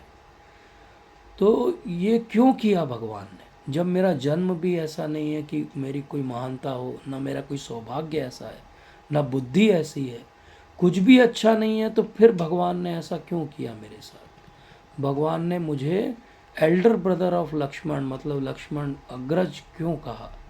तो बोले ये केवल भगवान की कृपा है और कुछ नहीं। तो हनुमान जी पूरा सब कुछ एनालाइज कर लेते हैं। बोले मैं कभी भी ऐसा नहीं हो सकता था कि मैं एक वानर रूप में हूँ और भगवान रामचंद्र जी से मेरा कोई मेल या फ्रेंडशिप हो सकती थी। बोले ना मैं अच्छा बोलने में हूँ, ना मेरी कोई बुद्धि है। ये हनुमान जी की विनम्रता भी है, जबकि हम जानते हैं कि हनुमान जी तो सबसे बुद्धिमान व्यक्ति हैं, लेकिन फिर भी वो क्या कहते हैं कि ना मैं अपने लीनिएज में कोई महान हूँ, ना मेरा कोई कुल महान है, ना मेरा कोई नेशन महान है, कुछ भी नहीं है। लेकिन क्या है, रामचंद्र जी से मेरी फ्रेंडशिप क्यों हो गई? क्योंकि वो उनकी कृपा है। और उद्धव भी यही भाव रखते हैं, उद्धव भी यही कहते हैं। बोले मेरा कोई भी क्वालिफिकेशन नहीं है कि किसी तरीके से मेरा भगवान से कोई रिलेशन हो जाता है। बोले लेकिन आप एक परफेक्ट मास्टर हो, मैं चाहे आपका परफेक्ट सर्वेंट हूँ या नहीं हूँ। बोले क्यों? इसीलिए आपको नारायण कहा जाता है। बोले आप सच में क्या हो? आप ही नर सखा हो। ये वर्ड वो यूज़ करते हैं कि आप केवल नारायण नहीं हो, आप नर सखा हो। बोले ये छोटे छोटे जो जीवात्मा हैं, एक बाल के एक 10,000 टिप वाली जो आत्मा है, उस सब एक एक आत्मा के आप ही नर सखा हो और कोई सखा नहीं। इसलिए वो कहते हैं शरणम प्रपद्ये। बोले इसलिए मैं आपकी शरण लेता हूँ। तो हनुमान जी भी शरण ले रहे हैं भगवान की, कुंती महारानी भी शरण ले रही है, उद्धव भी शरण ले रहे हैं, इतने सारे सब भक्त हमने देखा, अम्बरीश महाराज भी शरण ले रहे हैं, रुक्मणी देवी द्वारका में शरण ले रही है। और सबसे बड़ी जो शरणागति की पराकाष्ठा है कि सर्वधर्मान परित्यज्य माम एकाम शरणम व्रज, वो है गोपियाँ। गोपियाँ तो ऐसा मानिए कि भगवान के हाथ का इंस्ट्रूमेंट बन जाती है। भगवान जैसे उनको नचाएंगे, कठपुतलियाँ बन जाती हैं। भगवान जो जहाँ और जैसे उनको रखते हैं, वो उस स्तर, उस समाज में उस तरह से रहने के लिए तैयार हैं, लेकिन वो भगवान को हमेशा भजना और उनको शरणागत रहना चाहती हैं। तो ये जो महान भक्त हैं, इनके उदाहरण क्यों हमें पढ़ना चाहिए? इतने महान आत्मनिवेदनम के उदाहरण क्यों हमें पढ़ना चाहिए? क्योंकि इस तरह से जब हम आत्मनिवेदनम को सीखते हैं तो हमारी अंडरस्टैंडिंग डेवलप होती है कि हाँ, आत्मनिवेदनम की सही अंडरस्टैंडिंग क्या है। आत्मनिवेदनम की सही अंडरस्टैंडिंग इस स्तर की है, जैसे गोपियों का आत्मनिवेदनम है कि भगवान रात्रि में जब अपनी वेणु माधुरी बजाते हैं तो गोपियाँ ये नहीं देखती हैं कि अरे टाइम क्या हुआ है, अरे इट इज़ 12:30, अभी अभी we cannot go now, we are not listening to this, ऐसा नहीं करती हूँ। तो ये भगवान जब बुलाएं तो क्या हम जाएंगे? भगवान जो हमें कहें क्या हम करेंगे? क्या हम हनुमान जी जैसे हैं? क्या हम कुंती महारानी जैसे विपदाओं को अपने जीवन में न्योता देंगे, बुलाएंगे? या जब आएंगी तो हम कम से कम कंप्लेन नहीं करेंगे? क्या ऐसा होगा? जो ऐसा करेगा उसके लिए प्रभुपाद बहुत अच्छा एक एग्ज़ाम्पल देते हैं, और वो कहते हैं कि ये जो अच्छा डिवोटी होता है वो ऐसा होता है जैसे कोई एक ऐसी मशीन हो जिसको बढ़िया तेल वेल लगाया हुआ हो। तो जो बढ़िया तेल लगाई हुई मशीन रहती है वो कहीं आवाज़ नहीं करती है। प्रभुपाद का कहने का तात्पर्य ये है कि फिर वो चलती है मशीन तो बड़ी स्मूथली चलती है, बिना आवाज़ किए चलती। बोले मनुष्य का जीवन भी ऐसा ही वेल ऑयल्ड मशीन होना चाहिए भक्त का। कैसी मशीन होना चाहिए? जैसे वो तेल वाली मशीन जब बढ़िया तेल लगा हुआ हो तो बिल्कुल आवाज़ नहीं करती, ऐसे ही भक्त को कुछ भी हो जाए जीवन में कभी कंप्लेन नहीं करना चाहिए। और वहीं एक मशीन है जिसमें अच्छे से तेल नहीं डला हुआ है, वो क्या होगी, वो चलेगी तो ची ची चू चू आवाज़ करेगी। मतलब ऐसा भक्त जिसकी शरणागति अच्छी पक्की नहीं होगी, बढ़िया तेल नहीं डला होगा शरणागति का, वो कंप्लेन ही करता रहेगा जीवन में। कभी किसी चीज़ की कंप्लेन, कभी गर्मी की कंप्लेन, कभी सर्दी की कंप्लेन, कभी सुख की कंप्लेन, कभी दुख की कंप्लेन, कभी अच्छे को और अच्छा हो सकता था इसकी कंप्लेन, तो कभी ये बुरा क्यों हो गया बुरा मेरे साथ इसकी कंप्लेन। तो हम वेल ऑयल्ड मशीन नहीं है, हम तो हर बात में चू चू करते हैं। और दूसरी प्रॉब्लम क्या होती है, अगर अच्छे से ऑयल नहीं डला है मशीन में तो जब वो चलेगी तो बहुत देर नहीं चलेगी, रुक जाएगी। ऐसे हमारी भक्ति भी चलती है रुकती है, रुकती है चलती है, चलती है रुकती है, धक्का वाली मशीन है। और तीसरी बात क्या है, ऐसी मशीन जिसमें अच्छे से ऑयल नहीं डला होगा, स्मूथ नहीं होगी, वो बहुत जल्दी गर्म हो जाएगी। तो हम भी गर्म हो जाते हैं, भक्तों के संग में गर्म हो जाते हैं, क्रोध करने लगते हैं, शॉर्ट टेम्पर्ड हो जाते हैं, इरिटेबल हो जाते हैं, भक्तों के साथ में नहीं रहना चाहते हैं। माइट इज़ राइट, मैं ही सही हूँ, मेरे हिसाब से क्यों नहीं चल रहा है समाज, मेरे हिसाब से मंदिर क्यों नहीं चल रहा है, मेरे हिसाब से इस्कॉन क्यों नहीं चल रहा है, मेरे हिसाब से वैष्णविज्म क्यों नहीं चल रहा है। ये सब हम करने लगते हैं क्योंकि हमारे अंदर अभी शरणागति के ऑयल की कमी है। अगर शरणागति का ऑयल डला होगा तो ना हम आवाज़ करेंगे, ना हम रुकेंगे चलेंगे, एक बार चलेंगे तो बढ़िया चलते रहेंगे, और ना हम गर्म होंगे मतलब ना हम किसी पे क्रोधित होंगे, परफेक्टली चलेंगे। इसीलिए प्रभुपाद इतना सुंदर उदाहरण देते हैं कि प्योर डिवोटी क्या है, वेल ऑयल्ड मशीन है। राधे श्याम प्रभु जी अपनी एक क्लास में बहुत सुंदर तरीके से इसको समझाते हैं और विस्तार से। मैंने तो आपको बहुत शॉर्ट में बताया क्योंकि समय हमारे पास नहीं है। तो इस प्रकार से हम देखते हैं कि शरणागति जो है और जो आत्मनिवेदनम है ये बहुत इम्पॉर्टेंट है भक्ति में। हम ये कह सकते हैं कि अभी हम उस स्तर पे नहीं हैं, और हम ये कह सकते हैं कि शायद हम उस स्तर पे कभी आएंगे कि नहीं आएंगे, लेकिन शरणागति और आत्मनिवेदनम के बहुत सारे एलिमेंट्स हैं जिनको हम आज भी अपनी भक्ति का हिस्सा बना सकते हैं। क्योंकि शरणागति का अर्थ क्या हुआ, बेसिक सेंस में अगर कोई समझे तो शरणागति का अर्थ हो गया अपने मिथ्या अहंकार से दूर रहना। इस मिथ्या अहंकार से दूर रहना कि I am the lord of all I survey, जो कुछ मुझे दिखता है उसका भोक्ता मैं हूँ, उसका मालिक मैं हूँ। ऐसा ना सोचते हुए भगवान को अपने आप को शरणागत करना ही आत्मनिवेदन है। तो क्या कोई आत्मनिवेदन कर भी सकता है कि ऐसा होता है कि सब ये जितने हमने उदाहरण लिए ये तो परफेक्टेड डिवोटीज हैं। तो चैतन्य चरितामृत अगर हम पढ़ें तो हमें पता लगता है कि एक राजा हैं जिनका नाम है प्रताप रुद्र। और प्रताप रुद्र राजा जब सुनते हैं कि बहुत अच्छे से एक सन्यासी आए हैं और उनके वो दर्शन करना चाहते हैं श्रीमन महाप्रभु के, चैतन्य महाप्रभु के, तो महाप्रभु मना कर देते हैं। महाप्रभु कहते हैं सन्यासी का काम नहीं है कि कोई विषयी लोगों के साथ संग करे। बोले आप राजा हो, राजा बहुत सारे लोगों के साथ दिन भर उठता बैठता है, राजकाज में लगा रहता है। बोले मैं सन्यासी हूँ, मेरे बहुत स्ट्रिक्ट नियम है, मैं ऐसा नहीं कर सकता। तो राजा प्रताप रुद्र बहुत दुखी हो जाते हैं और बहुत समय तक व्यथित हो जाते हैं, और फिर वो हर तरह से प्रयास करते हैं लेकिन हर बार महाप्रभु उन्हें मना कर देते हैं। और फिर उसके बाद एक समय आता है कि वो ये निर्णय कर लेते हैं कि या तो आप मुझे दर्शन देंगे या मैं अब ये रथ यात्रा के बाद अपना शरीर जो है वो त्याग दूंगा। जब वो ऐसा निर्णय करते हैं और उसके बाद ऐसा होता है कि रथ यात्रा के समय वो झाड़ू लगा रहे हैं जैसे कि आज भी प्रथा है। जब महाप्रभु देखते हैं उनको दूर से कि हाँ एक विनम्रता का भाव है उनके अंदर और वो भक्तों के संग भी कर रहे हैं और एक साधारण से वेश में भी हैं और राजसी वेश में नहीं है, तब फिर महाप्रभु उन्हें अपनी कृपा देते हैं।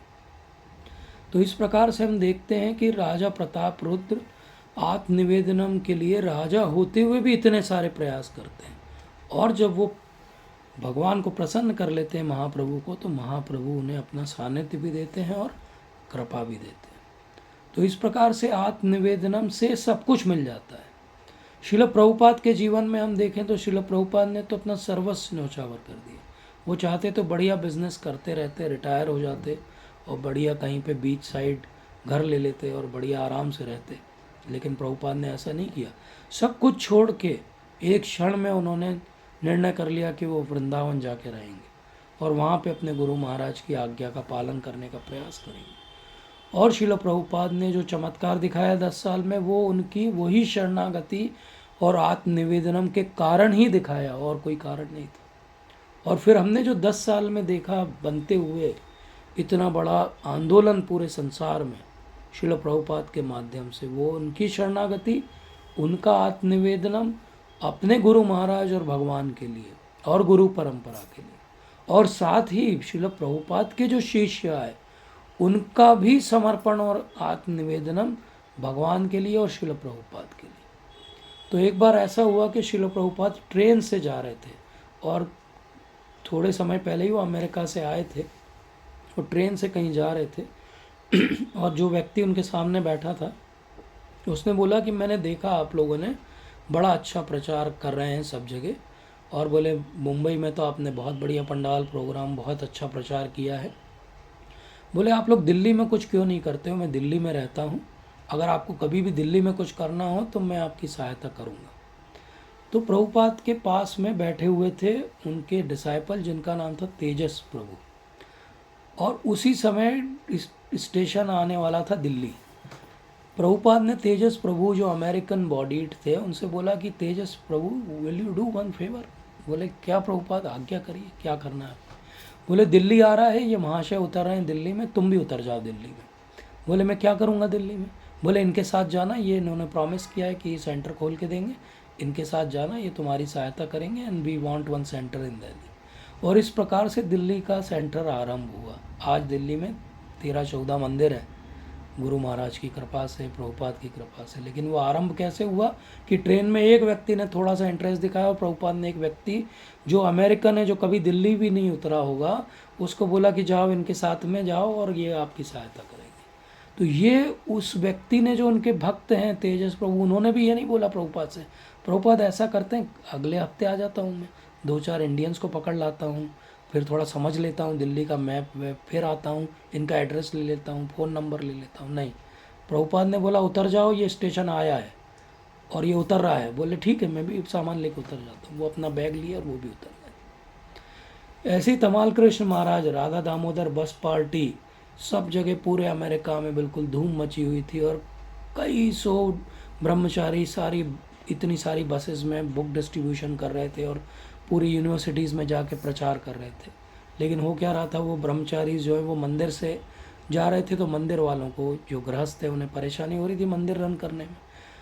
तो तमाल कृष्ण महाराज की कंप्लेन की गई कुछ लोगों के द्वारा प्रभुपाद को। प्रभुपाद ने तमाल कृष्ण महाराज को बुलाया कि तमाल कृष्ण, ये आप सब जगह से ब्रह्मचारी ले लेते हैं तो सब मंदिर को चलाने में कठिनाई हो रही है, ऐसी मुझे टेम्पल प्रेसिडेंट्स की कंप्लेन आई है, तो क्या करना चाहिए?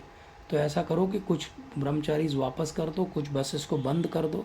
तो तमाल कृष्ण महाराज का बहुत वो ड्रीम प्रोजेक्ट था, तो वो थोड़े से विचलित हो गए। तो उनके मुंह से ऐसा निकल गया कि प्रभुपाद जब ये सब बंद करना है तो फिर क्या करें प्रचार, ऐसे तो फिर क्या चाइना जाके प्रचार करें? प्रभुपाद ने सुन लिया कि अच्छा क्या बोला तुमने? तो तमाल कृष्ण महाराज ने बोला कि चाइना जाके प्रचार करें। प्रभुपाद ने बोला हाँ बहुत अच्छा आइडिया है, ऐसा क्यों नहीं करते, तुम चाइना चले जाओ, चाइना जाके प्रचार करो। तो तमाल कृष्ण महाराज ने बात संभालने के लिए कहा कि नहीं नहीं, मैं तो कह रहा था कि ऐसे ही, आई वॉज जस्ट जोकिंग। बोले no no, but I was not joking, I am not joking. बोले यू गो टू चाइना। और तमाल कृष्ण महाराज चाइना में गए, और आज चाइना में हजारों भक्त हैं और कई मंदिर, और बढ़ रहा है इसको।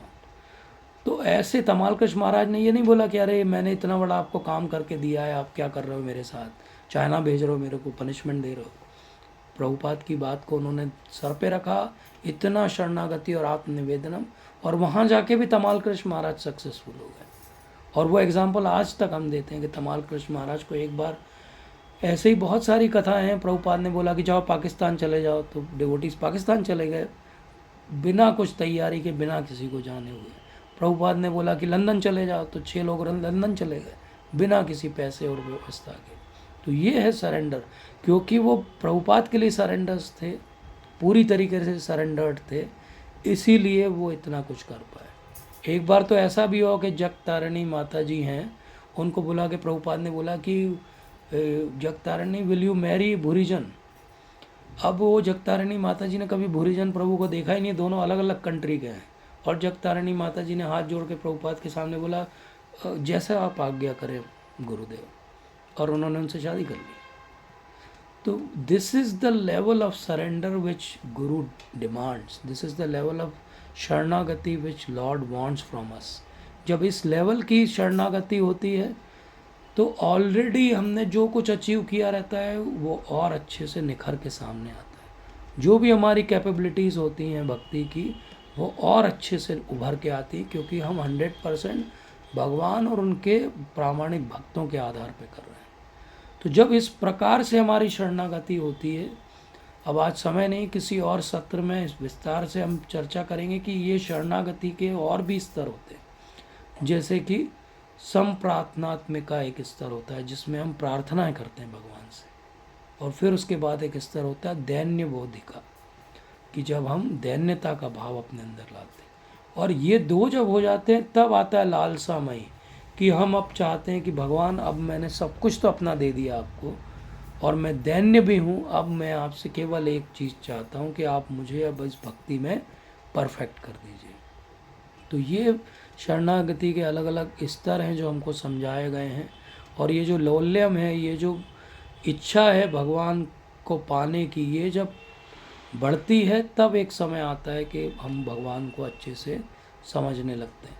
तो इसीलिए एक बार राधेश्याम प्रभु जी ने राधानाथ स्वामी महाराज से पूछा कि ये जो तृणादपि सुनीचे न है तरोरिव सहिष्णुना है, ये स्तर तो आप हमेशा बताते हैं हमको, लेकिन क्या इसके ऊपर का भी कोई स्तर है जिसको हमको समझना चाहिए? तो महाराज ने एक थोड़ा सा पॉज लिया और फिर बोला कि yes, there is one more stage. और फिर उन्होंने बोला नयनम गलद अश्रुधारया वदनम गद गद अवरुद्धया। इसका अर्थ क्या हुआ कि तृणादपि सुनीचेना, अर्थात विनम्रता के भाव जब आते हैं तब ये नयनम गलद अश्रुधारया, तब हमारे अंदर ये अष्ट सात्विक विकार आते हैं। तो ये सब कब आते हैं? जब अन्य अभिलाषितम शून्यम ज्ञान कर्मादि अनावृतम हो जाते हैं, अनुकूल्यन कृष्ण अनुशीलनम, तब होती है उत्तम भक्ति।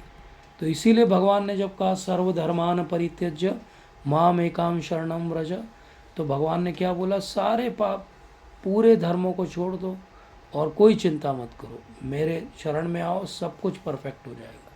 जैसे द्रौपदी महारानी के जीवन में हमने देखा, अमरीश महाराज के जीवन में देखा, गजेंद्र के जीवन में देखा, कठिनाई में उन्होंने क्या किया? 100% सरेंडर कर दिया, और भगवान ने उनको न केवल प्रोटेक्ट किया, उनको परफेक्ट भी कर दिया।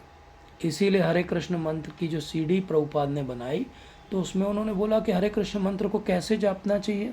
ऐसे जपना चाहिए जैसे कोई बच्चा माँ के लिए रोता है। वो तभी शांत होगा जब उसको माँ प्राप्त हो जाएगी। इसी प्रकार से हमको भी भगवान के लिए उतना रोना पड़ेगा। लेकिन हमारी गाड़ी अभी कहाँ अटकी है? हमारी गाड़ी अटकी है अभी अनुकूल्यस्य संकल्प और प्रतिकूल्यस्य वर्जनम। यही दो चीज़ें अभी हमसे नहीं हो पाती। तो इसलिए एंटायरली भगवान पे डिपेंड करना और 100% कोशिश करना कि हम उनकी और उनके प्रामाणिक भक्तों की सिखाए हुए मार्ग पे चलें, तब हम आगे बढ़ सकते हैं। तो अगर इस सत्र को पूरा हम सब ने सुना, लेकिन अगर कोई एक बात इससे हम लेके जाना चाहें, टेक होम मैसेज, तो वो क्या है? शरणागति या आत्म प्रपत्ति या आत्मनिवेदनम या प्रपन्नम का अर्थ है सरेंडरिंग योर ईगो। अपनी ईगो को सरेंडर करना ही शरणागति है। और जो ईगो को सरेंडर कर देता है उसके अंदर एक क्वालिटी आनी चाहिए, महाराज हमेशा बोलते हैं, और ये बात सबको याद रख लेना चाहिए कि मेरा सरेंडर कितना हुआ मैं कैसे बैरोमीटर पे चेक करूं? मेरे अंदर कितना पेशेंस डेवलप हुआ। सरेंडर का सिम्टम है पेशेंस। अगर मेरे अंदर धैर्य नहीं आया मतलब मैं शरणागत नहीं हूँ, क्योंकि महाराज हमेशा कहते हैं कि surrender means to do anything at any time without desire और एक्सपेक्टेशन। और आप पूरे ग्रंथ खंगाल लो, इससे अच्छी डेफिनेशन आपको सरेंडर की कहीं नहीं मिलेगी। Surrender means to do anything at any time without desire और expectation. Surrender means to do anything at any time without desire और expectation. And patience is the symptom of surrender. अगर patience आ रहा है मतलब हमारी सरेंडर की जो है वो स्तर बढ़ रहा है। अगर हमारे नाम जप की क्वालिटी सुधर रही है मतलब हमारी शरणागति का स्तर बढ़ रहा है, क्योंकि हमारी प्यूरिटी केवल एक बात पे अटकी हुई है और वो है शरणागति। जिस दिन हम शरणागत हो जाएंगे प्यूरिटी अपने आप आ जाएगी। तो ये पूरा जो हम नाम जप करते रहते हैं हरे कृष्ण, इसका अर्थ क्या है? हे भगवान, हे राधा रानी, मुझे अपनी सेवा में नियुक्त करिए। तो ये क्या है? सरेंडर ही तो है, शरणागति तो है। यही तो आत्मनिवेदनम है, यही तो दैन्यता है, यही तो ये विश्वास है कि भगवान हमारी रक्षा करेंगे। यही तो नाम का महत्व है, यही तो हमारी सिद्धि की लालसा है, यही तो हमारे पूरे भजन की लालसा है, यही तो हमारी विज्ञप्ति है भगवान से कि हे भगवान मेरी सुन लीजिए। इतने सारे जन्म हो गए, अब मैं थोड़ा सुधरा हूँ, पूरा अभी भी नहीं सुधरा हूँ, लेकिन आप के प्रामाणिक भक्तों के संग में आया हूँ। अब मैं जो कुछ कर रहा हूँ धीरे धीरे करूँगा, आप कम से कम मुझे बचा तो लीजिए यहाँ से। इसलिए मेन थिंग जो सरेंडर्ड व्यक्ति को ध्यान में रखना चाहिए वो क्या है? वो प्रैक्टिकल बात है 16 चैप्टर भगवत गीता का, उसका 21 श्लोक। इसको कभी नहीं भूलना चाहिए। और वो श्लोक क्या है? त्रिविधम नरकस्येदम द्वारम नाशनम आत्मना काम क्रोध तथा लोभ तस्मादेता त्रयम त्रयजेत। तो क्या तीन चीज छोड़नी है? काम, क्रोध और लोभ, ये तीन चीज छोड़नी है। शरणागति कौन कर पाएगा? जो काम, क्रोध और लोभ को छोड़ेगा। तो क्या करना है? क्या एकदम से छूट जाएगा, एक दिन में छूट जाएगा? नहीं, प्रभुपाद समझाते हैं उसके लिए क्या करना है। ये काम है, ये क्रोध है, ये लोभ है, अभी हम यहाँ बीच में उसके फंसे हुए हैं। हमको क्या करना है? अपने आप को वहाँ से हटा के एक ऐसी पोजीशन में लाना है जहाँ हम न्यूट्रल पोजीशन पे हैं और हम अपने अंदर झांक के देख रहे हैं कि मेरे अंदर कितना काम है, कितना क्रोध है और कितना लोभ है। आज उसकी रीडिंग क्या है? आज की रीडिंग क्या है? क्या रीडिंग बढ़ी है कल से कि रीडिंग कम हुई है कल से? हमारा काम, क्रोध, लोभ तीनों समाप्त एकदम से नहीं हो जाएगा, लेकिन अगर हम एक न्यूट्रल ऑब्जर्वर बन के देखने लगेंगे इन तीनों चीज़ों को, और हम ये 16 चैप्टर का 21 श्लोक याद रखेंगे कि ये तीन चीज़ें भगवान ने कही है सरेंडर के पहले हमको करनी पड़ेगी, तो हमारा सरेंडर पूरा हो जाएगा। और जब ऐसा होगा तो फिर हम क्या करेंगे? फिर हो जाएगा कि सब कुछ छोड़ो और क्या करो? भगवान की सेवा में अपने आप को नियुक्त करो। भगवान की कैसी सेवा करनी है? भगवान की पूर्णतः शरणागत होकर सेवा करनी है। तो आप सबका बहुत बहुत धन्यवाद। Thank you so much. आज मैंने थोड़ा सा समय ज़्यादा लिया क्योंकि टॉपिक ऐसा था, पर आई होप कि कुछ चीज़ें क्लियर हुई होंगी। अगर कोई शंका, प्रश्न या त्रुटि सुधार है तो उसको ले सकते हैं। एक और बात मैं आप लोगों के साथ शेयर करना चाहता हूँ कि हो सकता है अगली बार हम जब ज़ूम पर आएँ तो हो सकता है, मेरी आवाज़ आ रही है? अगली बार जब हम ज़ूम पर आएँ तो हो सकता है हमारी लिंक कुछ और हो। जी, हो सकता है हमारी लिंक कुछ और हो ज्वाइन करने की, तो उस पर अगली बार ध्यान दीजिएगा जो लिंक आपको मिले।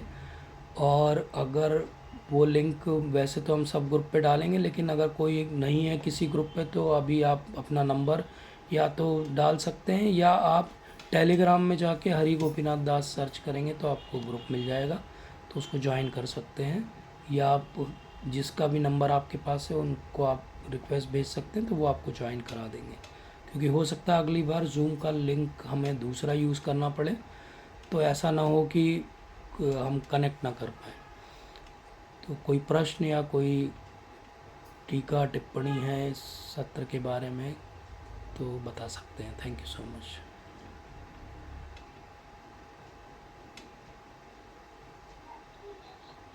हरे कृष्ण प्रभु जी। हरे कृष्ण प्रभु जी। यस प्रभु जी। हरे कृष्ण प्रभु जी। हरे कृष्ण प्रभु जी। दंडवत प्रभु जी। आ रही है आवाज़? प्रभु जी आज की दंड प्रभु जी जी जी प्रभु जी। जी आज का जो सेशन था प्रभु जी, इसमें आत्म निवेदन, जी ये मैं बहुत दिन से सोच रहा था, मतलब मैं शरणागति कैसे जाऊं। जी जी जी आज मतलब मैं सोचता प्रसाद चढ़ा दिया, ये कर दिया, वो कर दिया। आज ही पूरी फुल डेफिनेशन समझ में आई कि कैसे होना है। जी प्रभु जी। मतलब इसके बाद तो जो आपने बताया ना कि प्रभु जी ने, भगवान जी ने बोला कि जो अपने जो तुम्हारा है वो दो। जी इसलिए तो मैं अपने जो चीज अर्घ करता हूँ वही सोचता हूँ, यही मेरा है। आज यस समझ में आया ये सब तो भगवान ने ही दिया है। यस प्रभु जी। आज धन्यवाद प्रभु जी। आज ये ऐसा ज्ञान देने के लिए बहुत बहुत धन्यवाद प्रभु जी, थैंक यू ज्यादा प्रभु धन्यवाद जी। प्रभु जी। थैंक यू प्रभु जी। हरे कृष्ण प्रभु। हरे कृष्ण प्रभु जी। Thank you so much. Nilima madam ने कमेंट किया है कि शबरी की भक्ति क्या है। तो अगर हम रामचरितमानस के आधार पर समझें तो नवदा भक्ति का ज्ञान जो है वहाँ पर दिया हुआ है, तो बिल्कुल सही बात है। कंप्लीट नवदा भक्ति का उदाहरण है शबरी माता। और उनको अगर हम और टेक्निकली अगर हम देखें कि वो किस टेम्पलेट में एकदम से पूरी तरीके से फिट होती हैं, तो उसको वो एक्चुअली कहते हैं कि वो पाद सेवनम में पूरी तरीके से फिट होती हैं, क्योंकि भगवान के लिए वो वेट कर रही थी और विनम्रता के भाव के साथ। लेकिन डेफिनेटली वहाँ पे पूरी नवदा भक्ति की चर्चा है, तो वो इसका एक बहुत अच्छा उदाहरण है। बिल्कुल आपने परफेक्ट कहा माता जी।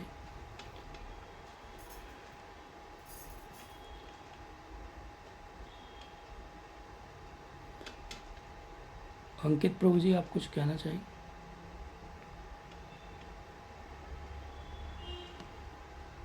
हरे कृष्ण प्रभु जी, वंदे प्रणाम। हरे कृष्ण प्रभु जी। Yes Prabhu ji. Thank you प्रभु जी, आपने श्रीमद् भागवतम चैतन्य चरितमृत रामायण को एक साथ गुरु धारण दे दिया। Thank you so much. I tried to वो do जटायु वाला justice to प्रभु this जी इसमें। topic because this topic is difficult to be covered in one session. But होता क्या है कि हमारे जो भी अटेंडेंस है ना, वो बड़ी फ्लोटिंग टाइप की है। कुछ लोग एक हफ्ते दिखते हैं, फिर अगले हफ्ते नहीं दिखते हैं, फिर अगले हफ्ते दिखते हैं। तो मैंने ये सोचा कि नवदा भक्ति को हम हर अंक को एक एक सेशन में ही कंप्लीट करेंगे, ताकि जो जिस सेशन को अटेंड कर रहे हैं कम से कम वो सेशन का तो उनको पूरा एडवांटेज मिले। ऐसा ना हो कि वो बोले आगे की बात अगले सेशन में करेंगे और तब तक वो पीछे वाला कोई अटेंड नहीं कर पाया या अगला नहीं कर पाया, तो वो लिंक नहीं हो पाती है। तो that's why I tried this way. I knew that I was bit fast and maybe I could have slowed down. I also know कि जिन लोगों ने भागवतम उतने विस्तार से नहीं पढ़ी होगी उनके लिए थोड़ा सा मुश्किल भी होता होगा चीज़ों को कोरिलेट करना। But what I tried today was कि we started from Bhagavad Gita, क्योंकि भगवत गीता में लोग कहते हैं कि बस वो 18.66 ही शरणागति है, तो ऐसा नहीं है। शरणागति का कॉन्सेप्ट तो शुरू हो रहा है जब अर्जुन भगवान को शरणागत करते हैं 2.7 में। और 7 चैप्टर में तो मैंने बताया ही कि कितने विस्तार से शरणागति है। 15 चैप्टर में, फिर लास्ट में हमने देखा कैसे 16 चैप्टर में, 18 चैप्टर में तो है ही डेफिनेटली। तो पूरा भगवत गीता बेसिकली उसी तरफ ले जा रहा है थीम को। और फिर हमने देखा कि कैसे भागवतम के अंदर इतने सारे उदाहरण, फिर रामायण के अंदर, चैतन्य चरितामृत के अंदर। Definitely all these scriptures are trying only one thing, and that one thing is how to surrender to Lord, how to reach to that final destination of। इसीलिए मैंने वो आज के एक डिस्क्रिप्शन में लिखा था कि अंतिम पड़ाव है। ऑब्वियसली जैसा माता जी ने कमेंट किया कि अंतिम पड़ाव नहीं हो सकता क्योंकि अनंत है भक्ति, and I agree to that. लेकिन अंतिम पड़ाव इसलिए है क्योंकि बेसिकली सब कुछ करके फाइनली आपको आत्मनिवेदन पे पहुंचना है। और जैसे जैसे आप अपने आप को इंस्पायर करोगे, आगे बढ़ोगे, अपने आप पढ़ोगे, समझोगे चीज़ों को, और जीवन में जब अप्लाई करोगे, जो सबसे इम्पोर्टेंट है, और आपको रियलाइजेशन और अंडरस्टैंडिंग आएगी, तो there will be a time when you will realize कि yes, this is the crux and essence of life. लोग कहाँ कहाँ भाग रहे हैं, भटक रहे हैं, मम माया दुरत्या। और अंतिम यस और अंतिम पड़ाव इसलिए भी है प्रभु जी क्योंकि वो कंडीशन सोल के लिए बोला गया है, वो जो ऑलरेडी स्पिरिचुअल वर्ल्ड में उनके लिए वो तो वहाँ पर ऊपर वो है तो ही। है ही। यस और जो यस यस और वो जो जटायु वाला जो आपने एग्जांपल दिया, किसी ने अगर नहीं भी पढ़ा हो कभी, तो कंटेम्प्रेरी आज के जो मतलब जो करंट सिचुएशन है उसमें अगर कोई थोड़ा बहुत भी प्रभुपाद के बारे में जानेगा तो उसको सरेंडर बहुत अच्छे से समझ में आ जाएगा। वो भी इनवैलिड ओल्ड एज में उन्होंने ओल्ड वो एज, करा था यस ही जो वॉज लाइक जटायु को। जटायु। जब भी मैं जटायु जी के बारे में, श्रीमान जटायु जी के बारे में पढ़ता हूँ तो मुझे प्रभुपाद की याद आती है, क्योंकि प्रभुपाद भी डेफिनेटली उनको भी पता था कि वो माया से एक ऐसी लड़ाई लड़ रहे हैं जिसमें वो पिछले 30 साल से हार रहे हैं, लेकिन गुरु महाराज की आज्ञा है इसलिए वो लड़ना जारी रखते हैं। और फिर जो फाइनल ग्लोरी है, जैसे जटायु, श्रीमान जटायु जी की ग्लोरी है, ऐसे ही शिला प्रभुपाद की ग्लोरी है, जो कि अगले हजारों सालों तक धरती पर गाई जाएगी। और हो सकता है कि आगे, अभी तो हमने देखे हैं, वीडियोस देखे हैं, हम उन लोगों से मिले हैं जो शिला प्रभुपाद से मिले हैं, लेकिन आगे चल के हो सकता है कि आगे 10,000 साल में लोग डाउट करने लगें कि ऐसा भी होता है क्या, ऐसा हो भी सकता है क्या, या ऐसा व्यक्ति भी धरती पे आ सकता है क्या कोई। पर हम लोग बहुत फॉर्चुनेट हैं कि we are just on the verge की, जब हम सब गुरु महाराज को सबको देख रहे हैं जो धरती पर हैं, जिन्होंने प्रभुपाद की सेवा की है। तो डेफिनेटली, और ये आत्मनिवेदन हम टेक्निकली जब हम पढ़ते हैं तो लगता है कि बहुत हायर टॉपिक है, क्यों डिस्कस करना है। In fact if I tell you very truthfully, जब मैंने नवदा भक्ति सोचा था कि आई विल टेक, तो आई थॉट कि पाद सेवनम पे आई विल स्टॉप, और उसके बाद I will take single session जिसमें I will cover everything in a brief manner जो प्रभुपाद ने परपर्ट में दिया है, and I will stop there only, because I never wanted to venture into this thing into much detail or depth. But when I started sessions, then I got inspiration कि नहीं, प्रभुपाद ने इतना सब बोला है तो why not discuss it, why not discuss this. We are not saying, and I am never claiming that I am at that platform. I am also struggling just like we all are struggling, but somewhere if we can share and inspire each other, this is bhakti, this is the actually motive behind these sessions. These sessions are more like dialogues between devotees and less like some prachar karya, because anyways the devotees who are joining are already seasoned devotees, so we want to take topics which are relevant. So that's what I want feedback from all of you also. Telegram में all of you are there. If you are not there, you can join Telegram group and give me feedback what topic you or what series you want next for all of us to discuss. So if I get 2-3 good suggestions, then we will start with those. There is one more thing which I wanted from you. One suggestion is that should we start Bhagavatam from first canto regularly discussing on Saturday? If everybody agrees, we can do that also.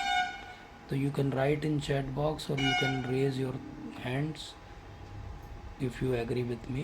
अगर आप लोग चाहते हैं कि हम शनिवार को भागवतम आरंभ करें और एक एक कैंटो विस्तार से पढ़ें,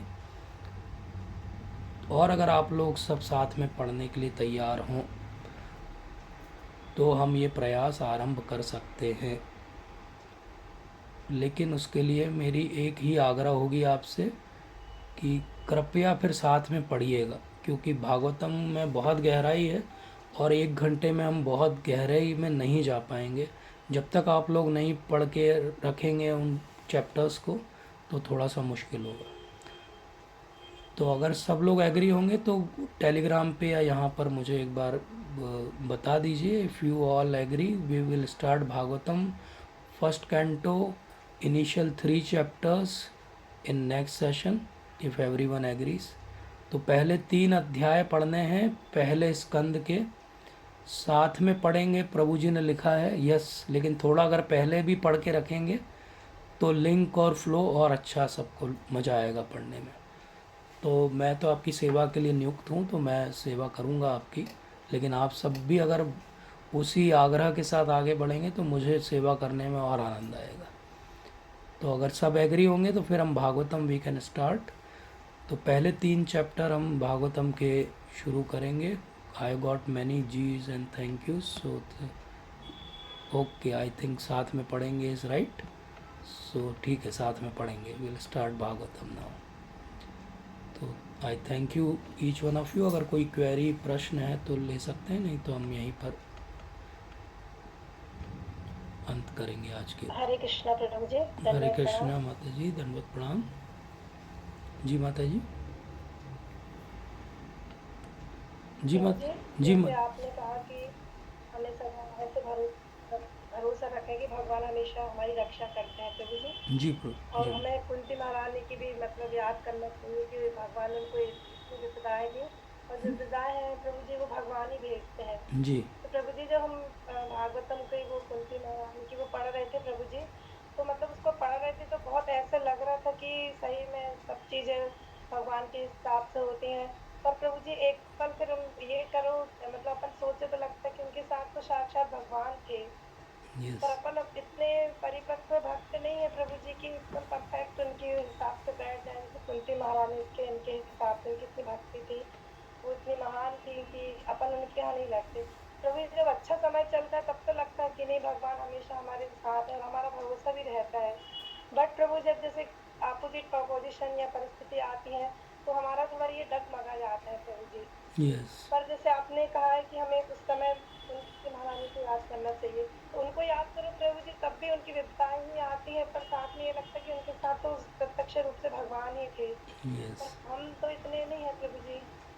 तो ऐसे कहीं पे हम सेटिस्फाई हो तो हमें और प्रभु जी जैसे नॉर्म छोटे से भक्त भी नहीं है, तो हम उस सिचुएशन में हमें क्या करना चाहिए प्रभु उस जी? स्थिति में हमें दो तीन बातें जो याद रखनी चाहिए माता जी, कि हम भक्त बनने का प्रयास कर रहे हैं और हम सब बहुत भाग्यशाली कि हम कलयुग में आए हैं।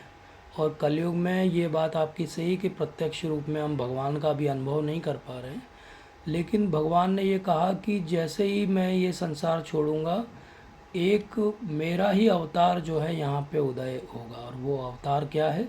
वो अवतार है श्रीमद् भागवतम। तो श्रीमद् भागवतम के रूप में भगवान यहाँ पे उपस्थित हैं, ग्रंथों के रूप में। हम जब उन ग्रंथों की शरण लेते हैं तो हम देखेंगे कि इतनी सारी विपदाओं में इतने सारे महान भक्त रहे और उसके बाद भी वो भगवान की भक्ति करते रहे और भगवान ने उनको उसी प्रकार से रेसिप्रोकेट किया। उसी प्रकार से भगवान हमारे लिए भी रेसिप्रोकेट करेंगे। ये बात हमें वहाँ से बल मिलेगा इस बात को। दूसरा, हमें अच्छे से अगर हम भक्तों का संग कर रहे होंगे तो हमें भक्तों के संग से भी इस बात का बल मिलता है, क्योंकि हम जब परेशानी में हैं तो कोई ना कोई भक्त के साथ जब हम शेयर करेंगे या भक्तिन के साथ शेयर करेंगे तो वो आपके लिए कुछ सपोर्ट का माध्यम बनेंगी। चाहे वो इमोशनल प्रॉब्लम हो, चाहे वो कोई फिज़िकल प्रॉब्लम हो, चाहे वो कोई फाइनेंशियल प्रॉब्लम हो। तो इस प्रकार से भक्तों का संग हमें हेल्प करेगा ये सारी जो क्राइसिस हमारे जीवन में आती है उससे बाहर निकलने में। और तीसरी और बहुत ज़रूरी बात हमको क्या करनी पड़ेगी, जैसा आपने कहा कि हमको ये शंका हो जाती है कि जब अच्छा जीवन चलता है तो भगवान हमारे साथ में है और जब संकट आता है तो भगवान हमारे साथ में नहीं है। तो एक मैं छोटी सी 2 मिनट की एक कथा बताता हूँ। और वो कथा ये कि एक व्यक्ति को भी ऐसा ही लगता था कि जब भगवान उसके साथ में रहते हैं जब सब कुछ अच्छा चलता रहता है, क्योंकि उसके पास एक सिस्टम था जिससे उसने देखा कि जब वो सब कुछ सही चल रहा है तो वहाँ पे 2 कदम के निशान दिख रहे हैं उसको। तो बोले एक मेरे कदम है और एक भगवान के कदम है जो मेरे साथ में चल रहा है। और बोले जब संकट वाले हिस्से की मैंने वीडियो रील देखी तो मुझे दिखा कि एक ही कदम दिख रहे हैं। तो बोले मतलब भगवान मुझे छोड़ के चले गए संकट के समय। तो वो भगवान से कंप्लेन करता है। तो भगवान बोलते हैं कि रुको, मैं तुम्हें पूरी कंप्लीट पिक्चर दिखाता हूँ। और भगवान कहते हैं कि थोड़ा सा जूम आउट करके देखो, तुम यही देख रहे हो कि केवल एक पैरों के निशान दिख रहे हैं वहाँ पे। जब वो जूम आउट करके देखता है तो संकट के समय भगवान ने उसको उठाया हुआ है, इसलिए उसके पैरों के निशान नहीं दिख रहे हैं वहाँ पे, केवल भगवान के पैरों के निशान हैं। तो इस प्रकार से ये भावना रखना कि भगवान हमारी हमेशा रक्षा करेंगे, जितना बड़ा संकट होगा उतने बड़े रूप से आके वो रक्षा करेंगे, इसमें कोई भी शक नहीं है। क्योंकि हमने पास्ट में देखा है भागवतम में कि ऐसा होता है, हमने प्रेजेंट में देखा है अपने भक्त समाज में, और हमने अपने जीवन में भी अनुभव किया है कि जब भी संकट आए हैं तो हम उन संकटों से निकल पाए हैं। क्यों निकल पाए हैं? डेफिनेटली क्योंकि भगवान की भक्तों की कृपा थी हमारे ऊपर। तो ये विश्वास कैसे जागृत होगा? ये विश्वास जागृत होगा जब हमें प्रभुपाद पे विश्वास होगा। अब आपको लगेगा ये कैसी बात है, लेकिन ये बात है, क्योंकि प्रभुपाद का नाम ऐसे ही अभय चरणारविंद भक्ति वेदांत स्वामी नहीं है, उनका नाम है अभय चरण। अभय चरण का अर्थ है जिनके चरण में अभय है। अभय का अर्थ क्या है? हमें कोई भय नहीं। तो अगर हम सच में भगवान को, गुरु महाराज को और प्रभुपाद को शरणागत हैं तो कौन सा भय है? हमें कोई भय नहीं है। भगवान हमारी रक्षा करते हैं, कर रहे हैं और करते रहेंगे हमेशा। ठीक है माता जी? थैंक जी you Prabhu ji. Thank Hare you. Krishna. Hare Krishna. Dilip प्रभु जी कुछ शेयर करना चाहते हैं? जी प्रभु जी।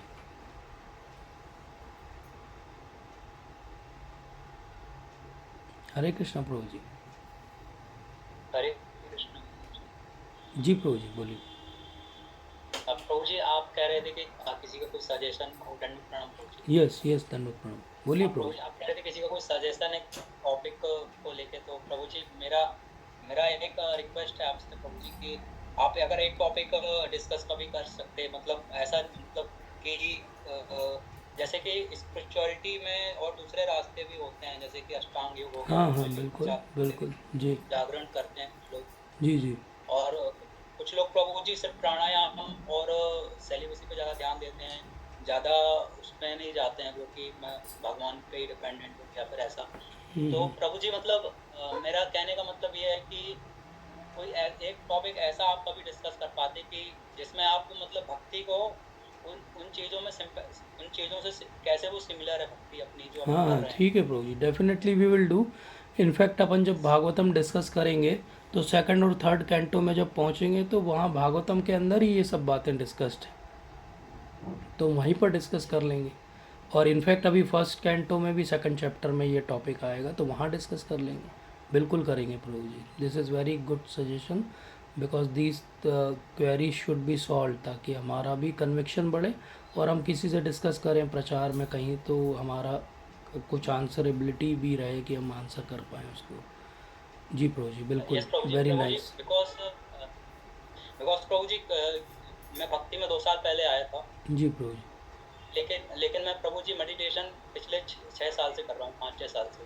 बिल्कुल तो प्रभु मेरे जी। पास और आप अच्छे से मेडिटेशन कर रहे थे इसीलिए आप भक्ति में आए, तो यस डेफिनेटली प्रभु जी। तो ये सब लेकिन एक ही मुझे सीढ़ी के अलग अलग पायदान हैं प्रभु जी। तो जी, बिल्कुल आप, हम सब लेकिन मैं कभी ने सब कुछ सेटिस्फाइड किया नहीं है। हुआ था। मुझे ऐसा यस। लगा कि मतलब मुझे मैं आगे नहीं बढ़ रहा हूँ, बस मैं आँख बंद करके बैठा रहता हूँ, और मतलब कुछ हो नहीं रहा है, मतलब कि ये यस, सब एक वो बन चुका है, रिचुअल टाइप का बन रिचुअल चुका है। टाइप का बन चुका और मैं किसी हायर पावर से नहीं जुड़ा हूँ। मुझे जो मतलब नॉलेज आनी चाहिए विद टाइम वो नहीं आ रही है, और मैं एक चीज़ को बार बार कर रहा हूँ, सुबह उठ के आँख बंद करके बैठा रहता हूँ। तो फिर मतलब फिर अमोघ लीला प्रभु जी यूट्यूब पे मुझे दिख गए, तो फिर उसके बाद है। मैं वाह, इसमें बस आपसे जुड़ गया। बस देखिए अमोघ लीला प्रभु जी ने कृपा कर दी आपके ऊपर, और अब आप बढ़िया बहुत अच्छे से भक्ति कर रहे हैं। मैं आपको पर्सनली जानता हूँ, बहुत ही सीरियस है आप और बड़े सेंसिटिव डिवोटी है, and this is very good signal that you will progress very fast and do very good in your bhakti because you are sensitive, you think about things। मैं हमेशा आपके प्रश्नों पे ध्यान देता हूँ, तो हमेशा वो बड़े सेंसिटिव प्रश्न होते हैं। डेफिनेटली प्रभु जी आपने जो पॉइंट रेस किया इसको हम बहुत अच्छे से विस्तार से और आपके सेटिस्फेक्शन से डिस्कस करेंगे श्योरली। थैंक यू प्रभु जी। दिलीप प्रभु जी का हैंड रेज क्योंकि है। प्रभु जी जी मैंने देखा है अपनी सोसाइटी में जी प्रभु कि जी। मतलब इस बात को आप गलत वे में मत लेना प्लीज। जी जी मतलब कि दूसरी जो चीजें हैं जैसे प्राणायाम है या दूसरी भी चीजें हैं, उनको मतलब भक्ति में जो लोग भक्ति प्रैक्टिस करते हैं वो लोग ऐसा कह देते हैं कि इससे कुछ नहीं होने वाला, नहीं नहीं, लेकिन ऐसा नहीं है। लेकिन ऐसा नहीं कि कुछ नहीं इनिशियल होने स्टेज वाला है, इन सब का रोल है और बड़ा इंडिविजुअलाइज रोल है।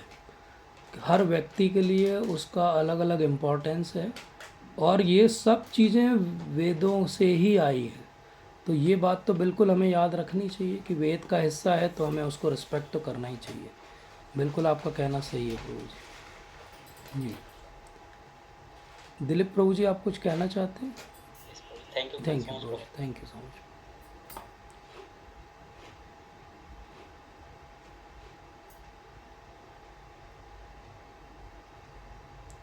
हरे कृष्ण प्रभु जी। आवाज़ नहीं आ रही आपकी। मेरी आवाज़ नहीं आ रही। हाँ अब आ रही है प्रभु जी। जी प्रभु जी।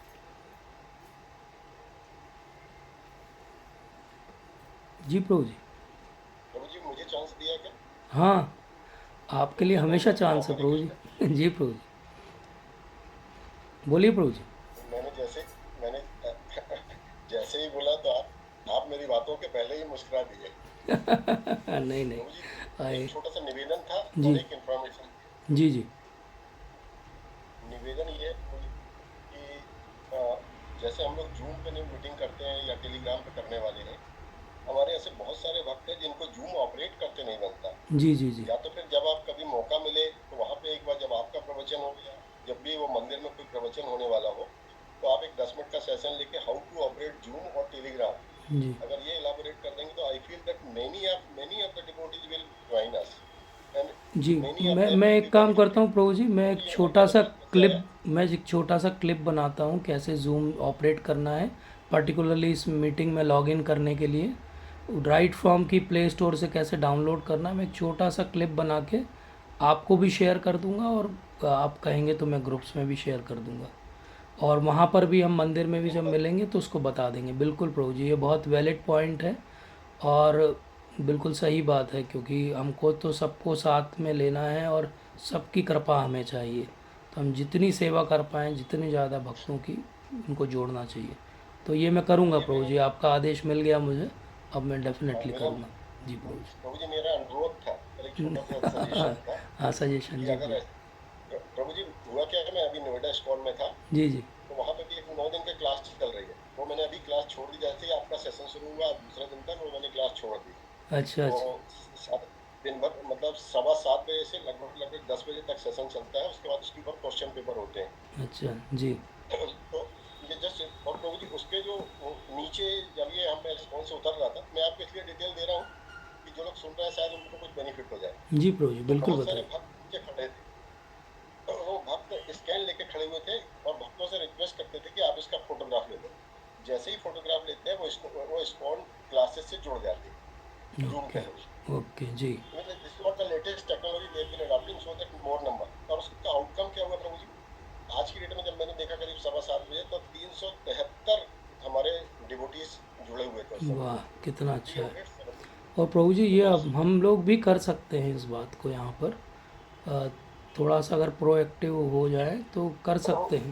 जी प्रभु जी इसमें इसमें एक्चुअली प्रभु जी जो कनेक्ट होने का है जी प्रभु जी। वो काफी इजी है। मतलब इसमें जैसे लिंक रहता है, अगर किसी के पास ऐप नहीं है तो डायरेक्ट गूगल के थ्रू मतलब जैसे लिंक पे क्लिक हाँ करेंगे गूगल पेज पे उसमें अच्छा आ ऑप्शन जाए। जी उसमें ऑप्शन आता है कि या तो आप गूगल के थ्रू कनेक्ट हो सकते हैं या फिर जी जी जी। ऐप डाउनलोड कर ऐप सकते डाउनलोड कर सकते हैं। जी प्रभु जी। जी हैं। तो वो काफी इजी है, मतलब उसमें ऐसा कोई बहुत ज्यादा वो हाँ लेकिन प्रभु जी जो वो QR कोड का बता रहे हैं वो भी एक अच्छा आइडिया है। क्यूआर कोड का प्रभु जी वो एक्चुअली उसके जैसे ये व्हाट्सएप ग्रुप अटेंड करते हैं तो अच्छा कई और बार फिर उसमें हम किसी लिंक भी भेजते हैं वो। बारकोड अच्छा ओके जी ओके बारकोड शेयर कर अच्छा। देते तो उसके थ्रू भी ग्रुप ज्वाइन कर सकते हाँ हाँ हाँ हाँ वो हम लोग जब यूथ क्लासेस लेते हैं कहीं नए कॉलेज में, जैसे अभी मैंने हितकारनी डेंटल में ली थी, तो हम लोगों ने ऐसे ही किया था। QR कोड स्क्रीन पे शेयर कर दिया और एक ग्रुप बना दिया उनका, तो वो सब ग्रुप में जुड़ गए और उनको फीडबैक फॉर्म वहाँ पे डाल दिया हमने। हैं। जी प्रभु जी। जी हाँ प्रभु जी। वो तो किया है हम लोगों तो ने। प्रभु जी ये छोटा सा अनुरोध स्वीकार करें। जी प्रभु जी। और और दूसरा चीज प्रभु जी एक इन्फॉर्मेशन देना चाह रहा था जी कि प्रभु जी। जैसे आपने रुक्मणी माता की कहानी, रुक्मणी माता की कथा बता रहे थे, जी जी। तो एक अमरावती करके जो डिस्ट्रिक्ट है वहां से महाराष्ट्र में। रुक्मणी माता को लेकर के प्रभु जी जब जा रहे थे तो हम्म, हाँ महाराष्ट्र, वहां रास्ते में अमरावती में या तो रुके थे या वहां से निकले थे। जी जी जी। उसके फलस्वरूप क्या हुआ, वहां पे जो विद्वान लोग थे, जो पंडित लोग थे, वहां पे उन्होंने एक रुक्मणी मंदिर बना रखा है। अच्छा। रुक्मणी मंदिर बहुत बड़ा हाँ। मंदिर है जिसमें लगभग 50 से 100 भक्त उसी में रहते हैं, उसी अच्छा मंदिर में। अच्छा। हाँ अब उसका आउटकम क्या हुआ प्रभु जी? उसका आउटकम यह हुआ कि ऐसी बहुत सारी कॉलोनियां जो बाद में बसी, हम्म। सबका नाम कृष्णा कॉलोनी, सुदामा कॉलोनी, राधा अच्छा कॉलोनी, रुक्मणी मतलब विहार। ऐसे इंस्पायरेशन हाँ होता है। हाँ और उसका आउटकम देखिए क्या हुआ, हाँ। उस मंदिर का आउटकम क्या हुआ। ऐसे बहुत सारे बिल्डिंग है, जब बिल्डिंग में आप ऊपर पढ़ेंगे तो इसमें लिखा रहेगा श्री कृष्णा अर्पणम। अरे वाह। तो ऐसे एक सेठ जी से मैंने पूछा, वो बाहर खड़े थे, कि ये आपने क्या लिखा है? तो उन्होंने एक ही शब्द बड़ा प्यारा बहुत सारी ऐसी बिल्डिंगें मिल जाएंगी, Krishna villa, Sudama villa, Radha villa, हाँ जितने टॉप स्टार बिल्डिंग है उसमें सबको ये नॉमिनेशन मिल जाएंगे उस बिल्डिंग।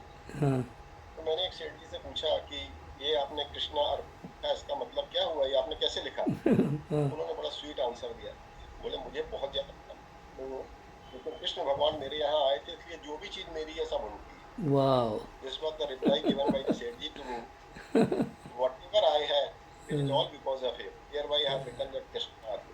वाह just very share nice with you. very nice Prabhuji.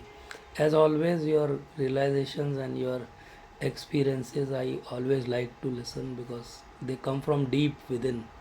बहुत अच्छा प्रभु जी, thank you so much, thank you so much. और आपने जो बताया है वो भी हम उस पर कार्य करेंगे और मैं अगले हफ्ते आपको अपडेट भी करूँगा कि हम कहाँ पहुँचे उसमें। Thank you so much. Manoj प्रभु जी का हैंड रेज है, प्रभु जी कुछ कहना चाहते हैं? यस, हरे कृष्णा प्रभु हरे जी। कृष्ण प्रभु जी, धन्यवाद प्रभु जी। जी प्रभु जी। प्रभु जी मेरा एक क्वेश्चन था जो स्टार्टिंग में माता जी ने पूछा था, उसको थोड़ा सा एलोबोरेट करके है क्वेश्चन। जी जी मतलब इन प्रैक्टिकल लाइफ में जो प्रॉब्लम्स आती हैं, कभी कभी हमको लगता है कि why it's happening with us only. कभी कभी कोई फैमिली का इम्पोर्टेंट पर्सन जो रहता है, सेंट्रल पर्सन रहता है, वो चला जाता है या कुछ और चीज़ें हो जाती हैं या इस तरीके से, तो उस समय बहुत डिफ़िकल्ट रहता है मतलब अपने आप को जो है ढांढस बनाना कि नहीं ठीक है भगवान है, और रहते हैं इसमें कोई डाउट नहीं है, मगर ऐसा किस तरीके से अपने आप को एक इंकरेजमेंट दिया जाए जिससे लगे कि मतलब जो है कि मतलब अपने आप में अच्छा लगे कि हाँ मतलब पॉजिटिविटी मिले कि उस डायरेक्शन में जो है हम और करें। क्योंकि कई बार क्या हो जाता है कि जब सुख में तो हम भले ही कई बार भगवान को याद रखते हैं क्योंकि मन बहुत अच्छा रहता है और मंदिर जाने का भी मन करता है, और जब ऐसा होता है कि कुछ दुख के रीज़न रहते हैं तो विमुख हो जाती हैं चीज़ें, ऐसा लगता है कि नहीं ये क्यों हो रही है, या क्वेश्चंस करने लगते हैं इस चीज़ के ऊपर, जो कि जो आपने सेशन में बताया उससे बिल्कुल अलग मतलब अलग चीज़ है कि हमें जो है पूरे तरीके से भगवान पे जो है समर्पित कर देना अपने आप को कि हाँ जो हो रहा है उनके कारण से हो रहा है, सब होता है। लेकिन उस समय जब एक्चुअली जब कहते हैं ना डार्क कंडीशन जब होती है तब आपका एक्चुअल टेस्ट होता है कि व्हाट यू आर। तो उस कंडीशन में मतलब और किस तरीके से आप अपने आप को बेटर कर सकते हैं कि नहीं ठीक है ये शायद चीज़ और वर्स्ट हो सकती थी लेकिन भगवान के कारण से जो है उतना इम्पैक्ट नहीं हुआ जो हो सकता था, भगवान ने कुछ ना कुछ और अरेंजमेंट कर दिया हमारे लिए बाय द वे। तो इस तरीके से था मेरा क्वेश्चन। यस यस प्रभु जी, very nice elaboration you have done प्रभु जी। और ये बहुत इम्पोर्टेंट बात है। और इस आप जब ये प्रश्न पूछ रहे थे मुझे जो बात याद आ रही थी वो भागवतम में एक और महाभारत में उसको और एलाबोरेट करके बताया हुआ है कि बेसिकली आप देखिए जिस समय अभिमन्यु का वध हो जाता है वो भी बिल्कुल गलत तरीके से होता है, और उसके बाद जब अर्जुन को पता चलता है, भगवान श्री कृष्ण और अर्जुन दोनों जब वापस आते तो पता चलता है कि अभिमन्यु नहीं रहे। कृष्ण को तो खैर पता ही था, वो तो भगवान ही है, लेकिन उस समय जो वो लीला कर रहे हैं, और अर्जुन वो अर्जुन है जिन्होंने अभी थोड़े समय पहले ही कुछ दिनों पहले ही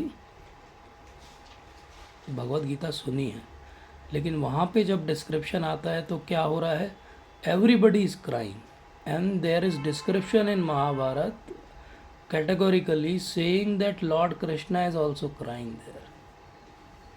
तो when I read it I thought कि ये what is this, क्योंकि मेरा अंडरस्टैंडिंग तब तक तो यही था कि अगर आप स्पिरिचुअलिस्ट हो और आप भगवत गीता पढ़ते हो तो फिर आप रोते नहीं हो, आपके कोई इमोशंस नहीं होते, आप तो स्टॉइक पर्सन होते हो। जैसे अंग्रेजी में एक फ़िलोसोफर है या एक फ़िलोसॉफिकल थिंकिंग है जिसको कहते हैं स्टॉइकिज़म।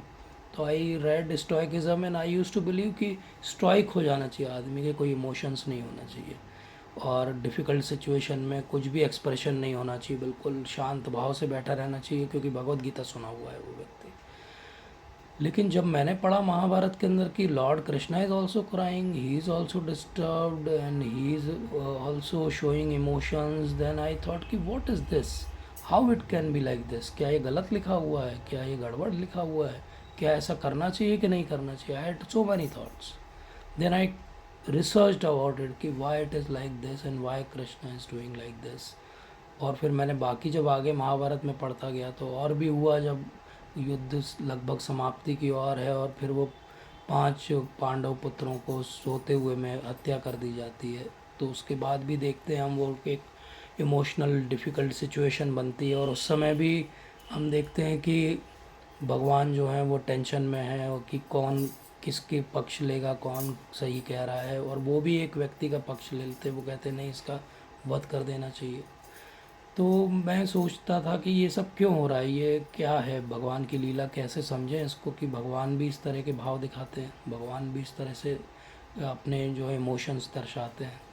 तो फिर मुझे समझ में आया प्रभुपाद ने एक लेक्चर में, अब मुझे एग्जैक्टली अभी मैं आपको लेक्चर का रेफरेंस नहीं दे पाऊँगा क्योंकि बहुत पहले मैंने ढूंढा था, बट मेरी डायरी में कहीं नोट होगा तो मिलता है तो मैं शेयर करूँगा लेक्चर। तो उस लेक्चर में प्रभुपाद कहते हैं कि एक्चुअली इमोशनल होने का और डिवोटी होने का रिलेशन बहुत गहरा है। ऐसा नहीं है कि डिवोटी को इमोशंस नहीं होंगे या वो डिस्टर्ब नहीं होगा सिचुएशन से, डिस्टर्ब वो भी होगा और एक नॉर्मल जो व्यक्ति है वो भी होगा। बोले दोनों के डिस्टर्ब होने में लेकिन अंतर है। वो अंतर क्या है, उस अंतर को मैं आपको 2 मिनट में समझाता हूँ कि वो अंतर क्या है। तो फिर मैंने जब और आगे पढ़ा तो फिर मुझे एक बहुत अच्छा एनेक्डोट भी मिला, और वो एनेक्डोट ये था कि जहाँ तक मुझे याद है भक्ति सिद्धांत सरस्वती ठाकुर महाराज के साथ हुआ था। भक्ति सिद्धांत सरस्वती ठाकुर महाराज जो हैं वो उनसे 2 व्यक्ति आए दीक्षा लेने के लिए, और उन दोनों से उन्होंने पूछा दीक्षा देने के पहले कि क्या है कैसा है। तो एक व्यक्ति ने बोला कि मेरी पत्नी का अभी थोड़े दिन पहले, मेरी आवाज़ ब्रेक हो रही क्या? 1 मिनट। अब देखिए प्रभु जी, अब आ रही क्या? हाँ प्रभु जी, ब्रेक तो हो रही है आपकी आवाज़। अब आ रही है प्रभु जी? मुझे लगता है इंटरनेट का कुछ इशू होगा। बेटर है जी। तो बोले मेरी पत्नी का अभी थोड़े दिन पहले देहांत हुआ और मैं बिल्कुल नहीं रोया। और दूसरा जो व्यक्ति था उसने बोला कि मेरे पिताजी तो अभी शांत हुए और मैं बड़ा विचलित हूँ, मैं बड़ा डिस्टर्ब्ड हूँ। तो भक्ति सिद्धांत सरस्वती ठाकुर महाराज ने वो व्यक्ति जो डिस्टर्ब्ड हुआ था अपने फादर की डेथ से, उसको उन्होंने बोला कि मैं तुम्हें दीक्षा दूंगा, और जो दूसरा व्यक्ति था उसको बोला तुम्हें और अभी कार्य करने की ज़रूरत है। तो उनके जो सारे डिसाइपल्स थे उन्होंने पूछा भक्ति सिद्धांत सरस्वती ठाकुर महाराज से कि ऐसा कैसे, हम तो नॉर्मली सोचते थे कि वो जो डिस्टर्ब नहीं हो उसको आप दीक्षा देंगे, जो डिस्टर्ब हो गया उसको दीक्षा क्यों दी। तो उन्होंने समझाया भक्ति सिद्धांत सरस्वती ठाकुर महाराज ने कि एक्चुअली भक्ति इमोशन का ही तो गेम है पूरा, और अगर आपके अंदर इमोशंस ही नहीं है तो आप उन इमोशंस को चैनलाइज कैसे करोगे। बोले इमोशंस को चैनलाइज में सिखा सकता हूँ, लेकिन जिसके अंदर इमोशंस ही नहीं है उसका मैं क्या कर सकता हूँ। वो तो एक पत्थर के समान है, उसको मैं कुछ नहीं कर सकता, उसको मैं भक्ति में आगे नहीं बढ़ा सकता। भक्ति में आगे बढ़ने के लिए इमोशंस होना आवश्यक है। तो इसलिए जब डिफ़िकल्टीज़ आएँ तो उसमें डिस्टर्ब होने से डिस्टर्ब नहीं होना चाहिए। वो मोमेंटरली डिस्टर्ब होना, फ्यूचर के बारे में सोचना, अब हमारा क्या होगा कैसे होगा, वो जो एक वॉइड हुआ है उसको एक्सपीरियंस करना, ये सब कुछ सही है। लेकिन एक कर्मी और एक भक्त में इसके बाद डिफरेंस आ जाता है, क्योंकि कर्मी इसके बाद सोचता है कि ये वॉइड को मैं कैसे भरूंगा, इस वॉइड का मेरे ऊपर, मेरे इकोनॉमिक्स पे, मेरे समाज के सारे ताने बाने पे क्या असर पड़ेगा। और वहीं पे जो भक्त रहता है वो उसके बाद भगवान को सरेंडर कर देता है कि जिन चीज़ों को मैं बदल सकता हूँ उनको मैं बदलूँगा, और जो चीज़ें मेरे सामर्थ्य के बाहर हैं उनके लिए मैं भगवान के ऊपर आश्रित रहूँगा। तो ये अंतर प्रभुपाद उस लेक्चर में समझाते हैं। वो कहते हैं कि ये डिफरेंस जो है, यही डिफरेंस बस समझना है। हमें स्टॉइकिज्म में नहीं जाना है कि हमें कोई इमोशंस नहीं है, वो भक्ति नहीं है। भक्ति मतलब इमोशंस हैं, भक्ति मतलब कभी कभी विचलित होना भी है, डिस्टर्ब होना भी है, लेकिन भक्ति मतलब अल्टीमेटली भगवान पे निर्भर होना भी है। तो जब द्रौपदी महारानी को भरे सभा में बाल पकड़ के खींच के लाया जाता है और डिसरोब करने का प्रयास करें, तो द्रौपदी महारानी स्टॉइक नहीं है, वो भी डिस्टर्ब्ड है। जब पांडव द्रुत कीड़ा में छलपूर्वक हरा दिए जाते हैं तब वो भी डिस्टर्ब्ड है। जब अर्जुन वहाँ पर अपने संबंधियों को देखते हैं तो वो भी डिस्टर्ब्ड है, लेकिन तीनों सिचुएशन में वो फाइनली सरेंडर भगवान को कर देते हैं। द्रौपदी महारानी भी भगवान को सरेंडर कर देती हैं कि अब आप ही बचाइए मेरी लाज। पांडव भी भगवान की शरण में ही जाते हैं कि अब हम कैसे अपने राजपाट वापस पाएंगे। और अर्जुन को भी सामने सारथी के रूप में भगवान ही दिखते हैं। अंतर ये है कि जब डिफ़िकल्टी आती है तो आप किसको सरेंडर करते हो। एक नॉर्मल कर्मी या समाज का व्यक्ति या तो अपने पावर, प्रेस्टीज या अपने रिसोर्सेज, अपनी एरिस्टोक्रेसी को सरेंडर कर देता है, या फिर वो जाके ड्रिंक्स और ड्रग्स को सरेंडर कर देता है, या वो एंगर और फ्रस्ट्रेशन को सरेंडर कर देता है। और एक भक्त जो है वो सारी सिचुएशन में अंत में भगवान को सरेंडर करता है। So this is the difference, this is what I have gathered till now. I hope I could convince you Prabhu ji. If you want to add something more to it, most welcome.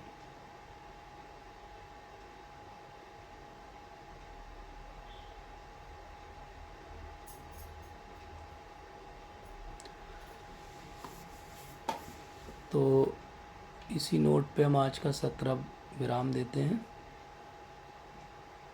आप सभी का बहुत बहुत धन्यवाद। Thank you so much.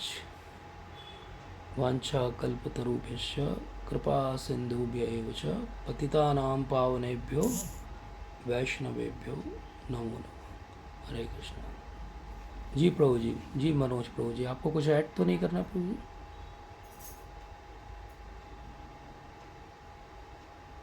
No, Prabhuji. Okay. Actually, I'm not satisfied. Thank you okay, very much. Thank you Prabhu ji, thank you each one of you. और इस तरह से हमने नवदा भक्ति के सारे 9 पड़ावों पे एक एक सत्र में चर्चा की। और अब हम आप सबकी आज्ञा और आप सबके आशीर्वाद से भागवतम का बहुत बड़ा एक जो है बीड़ा उठाने वाले हैं। देखते हैं कैसे भगवान उसमें हमें क्या क्या करवाते हैं, बुलवाते हैं। Thank you so much. Hare Krishna.